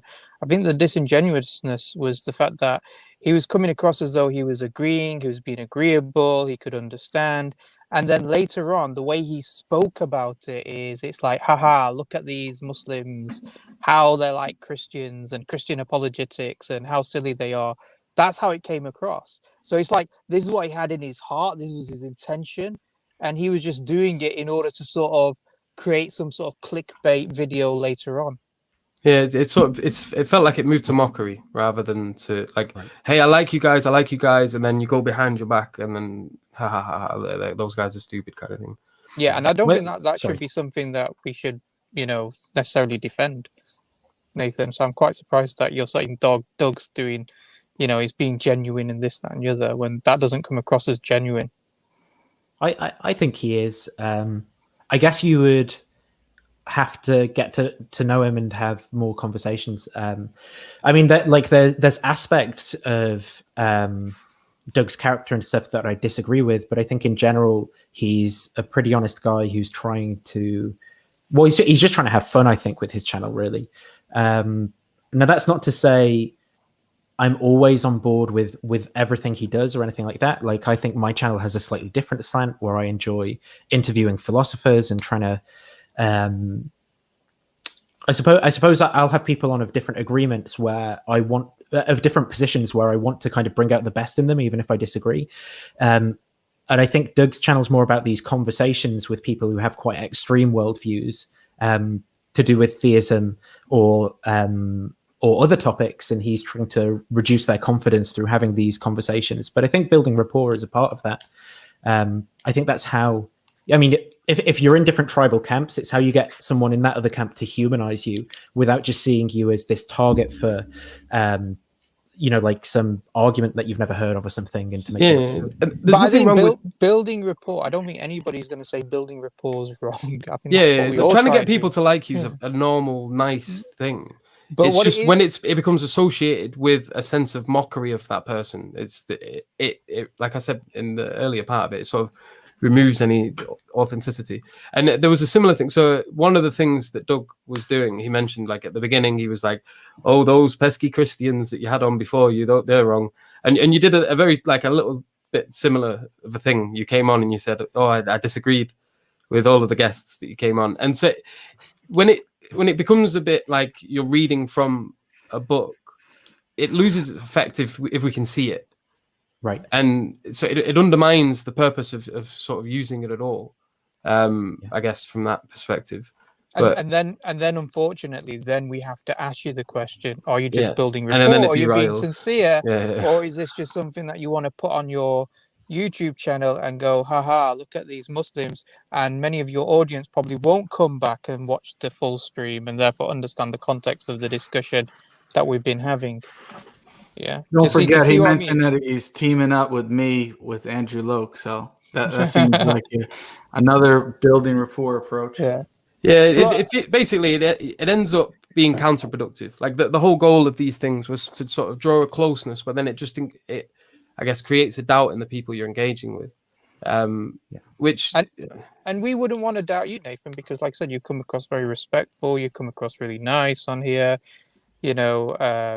and we would want to have that ability to have that continued honest discussion where we can sort of trust each other's intentions, if you know what I mean. I get where you guys are coming from, and I guess that's why in this context I'm here having a conversation like this, I suppose, rather than just sort of live streaming at the same time and commentating on you guys' psychology or something. It's not to say I've always been perfect. I mean, I tend to keep things up on my channel that I disagree with now, to show that I'm certainly like wrong on a lot of occasions, or I don't always do the best thing. So, which is why I have my like Christian conversion testimony up there, or like a video I made about a response between Joe Schmid and my friend James Fodor about the definition of atheism, where I now probably disagree with the things I said in that. And I think that my audience sort of appreciates watching that intellectual development over time, or the character development as I figure out what my positions are and progress and change on them. Yeah, and I don't think anybody has a problem in terms of having, character development in terms of your ideas are changing over time, and that would be interesting.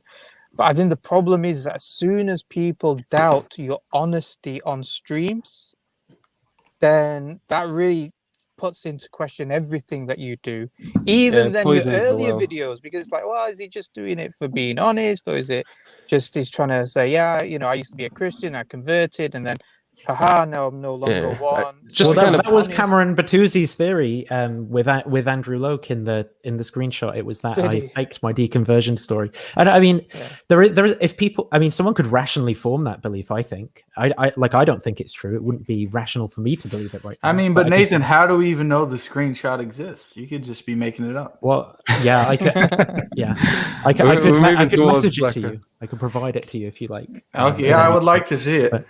And maybe Nathan, where we're coming from is maybe a point of advice. Yeah. Which is the point of advice would be this: is be that sincere and honest person that I think you want to be, and project that within the YouTube and on social media, so that people don't doubt your character, don't think, well, is he really being honest, or is it just for clickbait views, or what is it? So be that person and advise Doug. I would, in your perspective, if you know him very well, or know him, to say actually maybe that wasn't the best way to do it, and then to try to come across as though actually we were just having a bit of a laugh and a joke and mocking them from behind the scenes, but they just didn't realize at the time. So maybe say, look, this isn't the best way to approach things, because if you want to encourage and build the discourse, and I think that's really important, because hopefully we're all truth seekers, then and you want to do that as well, then the best way is it has to be through honest characters, isn't it? Being open, being transparent to a certain extent. Yeah, I think I'm broadly in agreement with pretty much everything you said there. I think there's I do think there's a bit of a complicated thing about everything that's going on in that scenario. Like, you've got to take it, say, from my point of view, where I have like a relatively high credence that what your guys' position is wrong, for example, and then I see that my someone who's like my friend Doug has done this video, and then I think I'm just going to do this stream, and from the point of view of my psychology, I guess I'm sort of just thinking I'm talking to my own audience, not thinking the full thing through. But yeah, I agree with what you're saying, that in future and as a result of going through things like this, it's like, well, let's try and be a bit less, let's try and make fewer of those mistakes, maybe to a smaller degree. Yeah.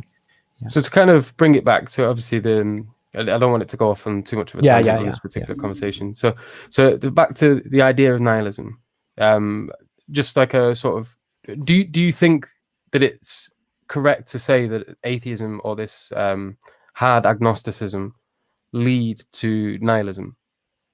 I don't think so. Okay. I think that atheism, if we take it to be, say, the belief that there are no gods, then there's a whole range of metaphysical positions someone could take. Now, you could always say, well, you're not convinced of those, but I suppose the point isn't to convince you; it's to convince the hypothetical person who's an atheist and looking for a way of, a way to account for moral facts. Like you can be a Platonist or a neo-Aristotelian of some sort, or you can be a Cornell realist and a reductive naturalist. There's tons of positions out there you could take. Yeah, no, there is. So for me, I guess the major issue is that to sort of get access to these, you need to be inclined to a particular type of being. That is, you like, for example, you need to be interested in reading. You need to be interested in looking into these sort of abstract arguments and conversations and things like that.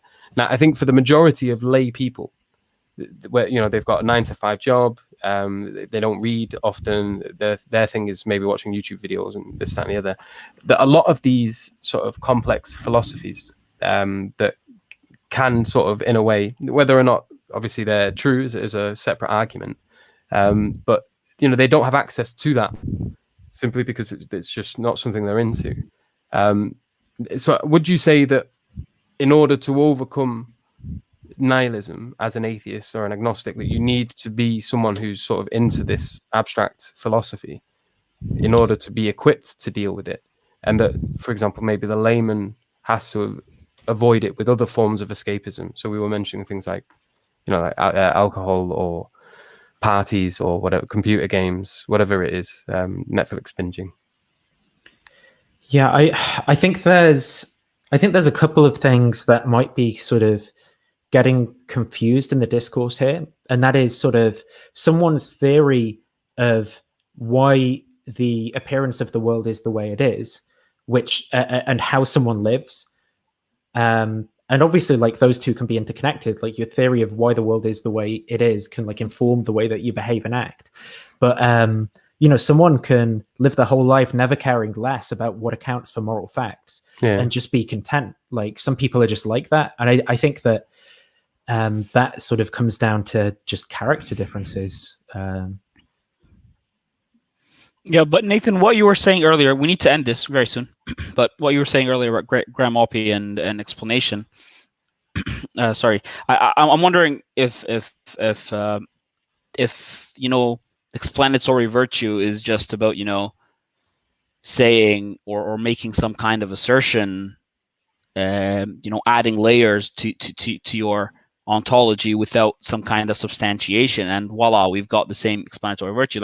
Like merely saying that I have this naturalistic picture plus objective moral facts that supervene on natural reality somehow.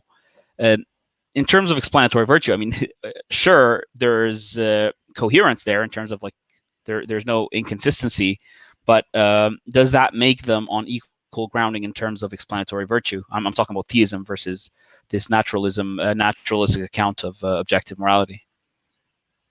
I mean, it depends which you'd have to tell me, I suppose, which thing, which particular phenomena, say, naturalism isn't accounted for, or where it's too ontologically liberal compared to theism or something. I think a naturalist story can account for all these facts and be just as parsimonious and have, just as good a fit to the data as the theistic one. And so you don't think it's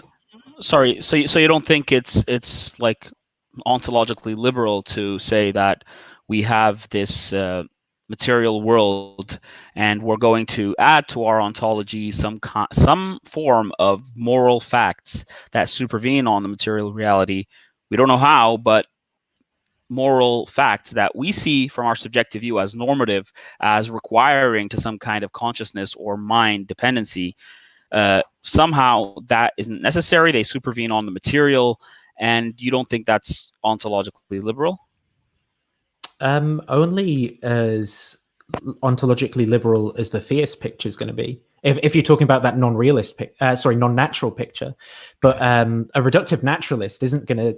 I suppose they might use the same language of supervenience, but there's different pictures we could be painting here. Like my friend James Fodor is a reductive naturalist, and he says he can account for moral facts in this reductive natural picture, that there's nothing beyond the physical in his worldview. I've interviewed like Russ Schaefer-Lando, who takes the position that they're, these non-natural things that supervene somehow. But I think the problem's still there for theism. Yeah, but Schaefer-Lando just asserts that. I just don't. What I'm saying is, and I know Schaefer-Lando like wrote a book where he has an extensive defense of this. I don't want to undermine that or oversimplify it. What I'm saying is that you're saying it's on equal grounding or as equally ontologically liberal as a theistic picture. I'm wondering how that is the case, because remember, we're just comparing. It's not about the existence of God here. We're comparing a conscious mind, a that grounds the source of objective morality. And morality being this normative framework we have about what we ought do is something that we find necessarily must be sourced not in some kind of if it's objective, not in matter. I mean, I think that's at least you could say that you have to say that's intuitive.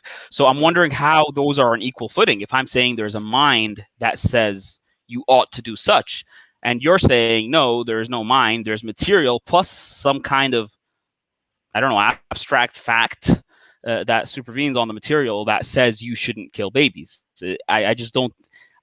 I don't see how those two are equally, explanatorily virtuous. So I suppose the reductive naturalist is going to tell you some story about physical states of affairs. So in their ontology, they've got one kind of thing, physical stuff or whatever, the most fundamental kind of particle is. And they're going to tell you some story about how that accounts for the phenomena.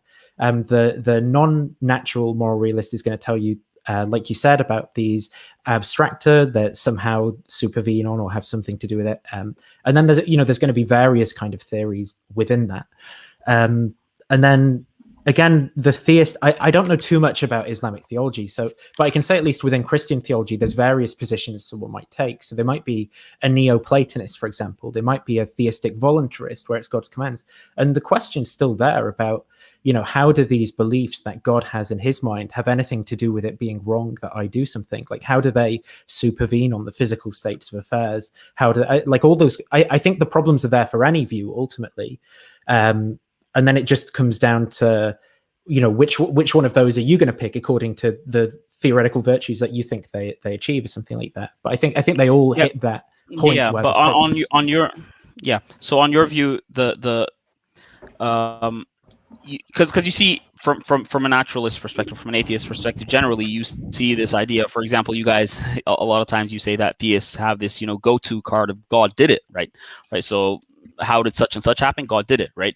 That's doesn't seem to be a reasonable approach to take, and when it comes to, you know, asserting things about reality or forming beliefs about reality, right? So it seems to me that you're just the naturalist who kind of makes this account and says that there is some kind of actual ontological account that grounds objective realism will be doing the same thing. If you're going to say they're not, and they are just doing what the theist is doing, then what you're saying is that the materialist forming a meaningful, an account of meaning from a reductive materialist worldview has an equally simple and easy task as a theist who believes in a fundamental mind that grounds morality and objective truth. I mean, do those two seem like they have a similar kind of burden to bear in terms of grounding objective morality?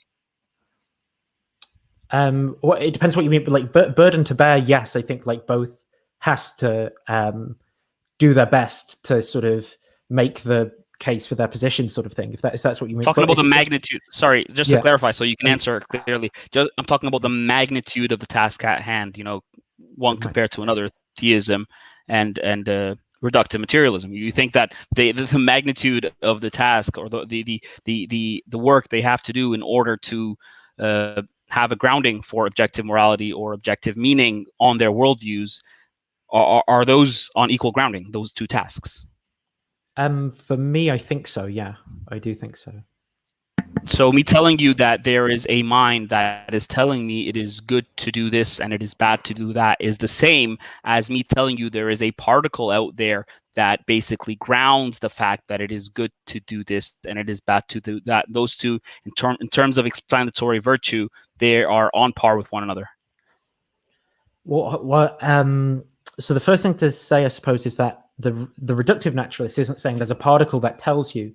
They're saying that some particular arrangement of physical facts just is what good means. Now, is there an issue for the theist view? I think so. Like, I mean, I'd want to know.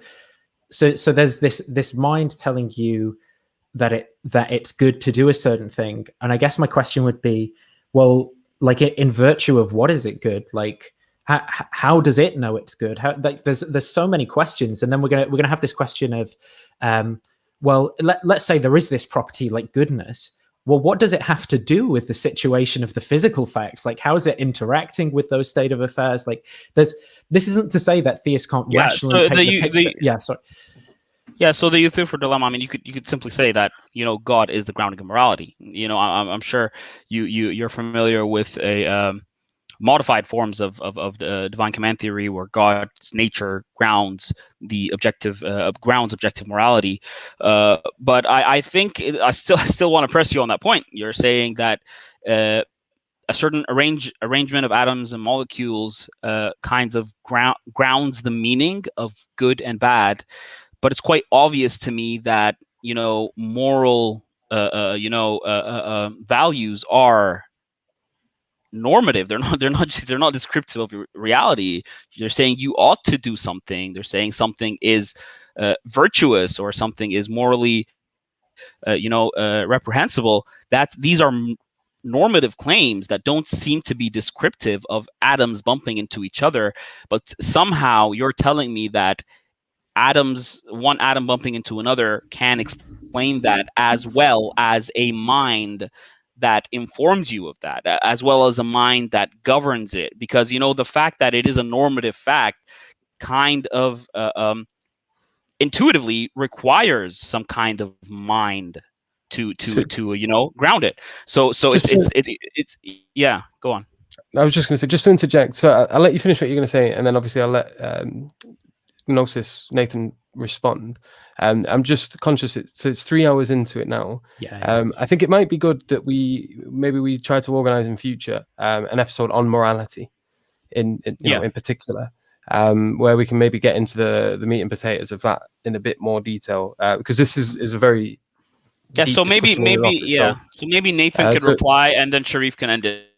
Yeah, like just Nathan can have the last word. We'll wrap up here, and then we'll talk maybe about arranging something in the future where we can go into morality, and then if obviously we can let Nathan know in advance or something, maybe he can jump on early, and then obviously we won't have these as much of a time restraint in terms of where the conversation can go. But yeah, sorry, go ahead, Nathan, if you want to. Nathan, you can give your final thoughts, and then we'll end it. Yeah, I just think from my point of view that there's still issues for the theist in terms of normativity and how they get it. There's still issues for that particular response to the Euthyphro dilemma. God's nature is what it is in virtue of what, or is it just a tautology? And then, what did I want to say? So the physicalist who is saying that, who's a moral realist? Like, let's take a reductive naturalist approach, because that's the position that I suppose seems most counterintuitive to most theists, and unless you're what's his name, Hobbes, the author of Leviathan or something. But it seems the most counterintuitive, because moral facts seem not like these descriptions of like a third person view we give on reality, but the people who adopt a reductive naturalism, they're just saying that, you know, like what minds are, and minds are the things that have motivations to do certain things, and these moral facts might be relations between these kind of minds and things like that. They're just going to offer you a fully reductive story in terms of what that normativity is, and what an account for it is. Now you can say, well, that doesn't work for me. I think it has to be this kind of explanation where a supreme being is telling you, otherwise it's not real normativity or something like that. But I think that they're able to do it in just the same way. And I can appreciate that's might not be good enough for you, and that's probably why you're a theist, right? Or why why these reasons provide you with justification to be a theist. But from where I'm sitting, I can see how that's good enough for the reductive naturalist atheist as well. Cool. Thank you, Nathan, for coming on. Hopefully we'll get you back on a future discussion, and maybe we can talk about this in more detail. But do we know what's our next episode? Consciousness. So our next one's on, and that's with Hamza Zortzes. So maybe we'll do the morality after that. So it'll probably be in about 4 weeks from now. Maybe, Inshallah. We'll see what's going on. Yeah. Cool. Okay. Thanks a lot, Nathan. Take care. Yeah, thanks, guys. Yeah, you've been very pleasant, and if I'm around, I'll see you guys in a few weeks. No problem. Cool. Take care, Paul. Okay. Take care. Bye. Take care. Bye. Bye. Okay, alhamdulillah. I don't know if anybody wants to say any last words, particularly upon what Nathan was saying. I think he was trying to claim that there's some sort of Euthyphro's dilemma. Euthyphro, yeah. I guess think the issue is that when we say that God's maximally good being, it comes as Josh Rasmussen would probably say, it's part of the definition of a necessary being that it would have to have maximal traits, including being maximally moral. So, Yusuf, I cut you off, sorry. Yeah, no. So for me, I didn't really want to mention too much on the ending of the conversation, sort of focusing on to what degree we can justify morality or not in any particular worldview, but just more on this idea of nihilism. So for me, the point was mainly that nihilism is a problem, that many people do suffer from it. That there may be ways of sort of trying to stem that with complex philosophies. But personally, I feel that those philosophies themselves don't really do a good job at that. If anything, they can often, for the person that approaches them, it can accentuate the problem or make it harder, especially for people that are not necessarily equipped, which is the average person, with being able to sort of dip their toes into complex abstract philosophy. And so they don't offer a viable solution to the problem of nihilism for the layman. And so what the layman is left with, and by layman, I'm not talking specifically theists or atheists, but just globally, what the layman is left with is forms of escapism. In the West, they do that with moving towards, materialism, hedonism, and forms of that. And it's basically it's an escapism. They recognize a problem, they feel the problem. The problem is sort of overwhelming them, very much like the bad weather does, and they're outside and they don't have a house to go into. So they distract themselves with something in order so they don't have to pay attention to the condition that they're in. And that is the aim that I had for this stream in particular. What I wanted to sort of show, or at least argue, and I hope I made that point clear at the beginning, was that it is a problem, and that you can see that there's a correlation with this idea or this understanding of nihilism, of the life being meaningless, being associated with rates of suicide. That if you are committing suicide, that you must, by definition, also be nihilist or nihilistic. And the stats of suicide are quite scary as well. That it's something like, I think it was Who released an article that showed around 800,000 people per year end their lives. That's equivalent to a large city every year just ending its life, and then even more attempt and fail. So there's like 1 in 4 attempted to, there's like, for every one active suicide that is successful, there is another up to like maybe 4 people who have attempted suicide and failed. So those numbers increase even more. And then you have the people that don't attempt suicide but think about it because they suffer from nihilism or they suffer from depression severely, and so they have to try to deal with that and think and come up with coping mechanisms. But all in all, I would say that this is ultimately because of a sense of nihilism that people are currently experiencing, and that the modern condition really does feed into that. And there's a number of things that it does that with, mainly an overabundance of information. There's just too much out there. People feel incapable of being able to deal with the amount of information out there. And you see this being expressed in, when people apostate, they often bring forward the idea, oh, well, what are the chances I was born into the right religion? Or, there's 10,000 gods, which one's the right one? Blah, blah, blah, blah. And it's often a very like overly simplistic method of rejection. Like there isn't methods that you can utilize in order to reduce the amount of numbers. In the same way, the positive atheist or the atheist proper might say, I've looked into it, and the idea of the supernatural or of a god at all doesn't make sense to me. Therefore, all religions must be false. What they do is they ask a fundamental question, and then they make a category, and anything that falls into that category is thrown out the window. But the simple fact of there being a plurality of positions on the idea of a god isn't reason enough to reject it, to reject that category of the supernatural.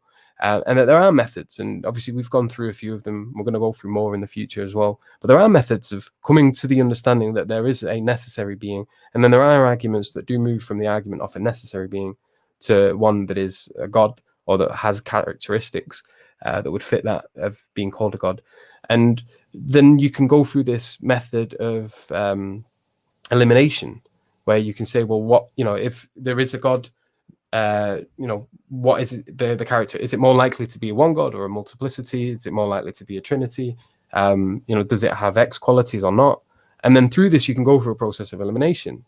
And, if, for example, you can give a viable argument for the absurdity of polytheism, or for there to be the necessity of monotheism underpinning the development of any sort of polytheism, then you can write off any polytheistic religion. And what does that do? That just so happens to reduce a very large number of gods from the pool of 10,000 or 10 million, or however, I don't even know how many Hinduism's got these days, but there's a lot. And you by doing that, you can go through this process of elimination, and it makes the process easier to analyze. It's not a case of just, oh, there's 10 million. But like I said, the condition of nihilism is just this overabundance of information. We've become a globally connected world, and all of these religions are, on your phone. You can just Google it and you'll see. And people become overwhelmed by that. They don't have the tools to be able to sort of deal with so much information. And so they don't feel that there is enough time in life to be able to overcome that problem. And so it's not necessarily a case of epistemic nihilism as being a fact of life. So they don't think that, maybe they believe that if I had enough time in life, I could get knowledge. I could figure these things out, but I don't. I'm not guaranteed 20 years. Maybe I'll live 80 if I'm lucky. But that I don't see as enough time to be able to do what I need to do in order to find what truth is or to find knowledge. And so they avoid it. They see it as like, I don't have the time, so what's the point in doing it? In the same way that maybe someone says, well, I don't have the time to build this toy. Like, I don't have the time to do it, so I'm not even going to bother starting doing it because I'm never going to get around to finishing it. So why build the toy at all? I'm going to focus on things I do have time to do. And obviously that ends up kind of falling into the category of hedonism, etc. But to I'm going to have to... I was just going to say, to close, sorry for rambling there. So to close, there are methods to overcome this. I've done a series on this. There's a number of my work. I was going to announce that. Yeah, actually, in the description. I've put it in the description now as well. So it's underneath the title, Yusuf's work on nihilism. There's a couple of playlists there. There's my dissertation that I did for uni for my philosophy degree. And then there's the article that I wrote for Sapiens Institute. Those are there. Do watch them. Specifically the Sapiens Institute playlist as well. There's methods on how to overcome these problems and things like that. And inshallah, I'm going to go into that in a lot more detail in the future as well. So do check that out, and I'll leave it to the next host. Sorry for the long ramble. No, it's Jazakallah khair to the brothers. I don't know if anybody else want to say anything quickly last. I think we've said it all. Yeah. I want to go home. Okay, no problem. Jazakallah khair to the audience. As you can see, I got kicked out of my house, and now I'm sat in the car because it's dark and late at night. But just a quick announcement. So in the next 2 weeks, inshallah, we've got the next stream, which will be on part 2 of consciousness. So for the audience members, it'd be excellent. So we're going to talk about the materialistic explanations on consciousness and how they fail. So this is part 2. Hamza Sortsis has agreed to come back on. So we've got him on to discuss this, alhamdulillah. The other thing that we're going to announce is the fact that there's a course that we're releasing on the Thought Adventure podcast. It's like a weekly series. It's just an introduction into the various evidences and proofs for Islam. It goes into the discussion about purpose of life, epistemology, the various arguments for the existence of a creator, need for messengers, and for prophethood of the prophets, and the necessity of the Prophet sallallahu alaihi wasallam as being a prophet. So keep your eyes out. That I think that will be released every Wednesday, inshallah. So there's a few videos there. Jazakallah khair to the brothers on the panel and for the audience for watching it, and also thank you for the guests for coming on, and hopefully it's given you some food for thought to understand the necessity and the desire that we have for meaning, to ground, to make sense of the world around us. There's so much more that we can say, and we'll probably revisit this discussion in a future case. Jazakallah khair, and assalamu alaikum wa rahmatullah, and we'll go to the outro.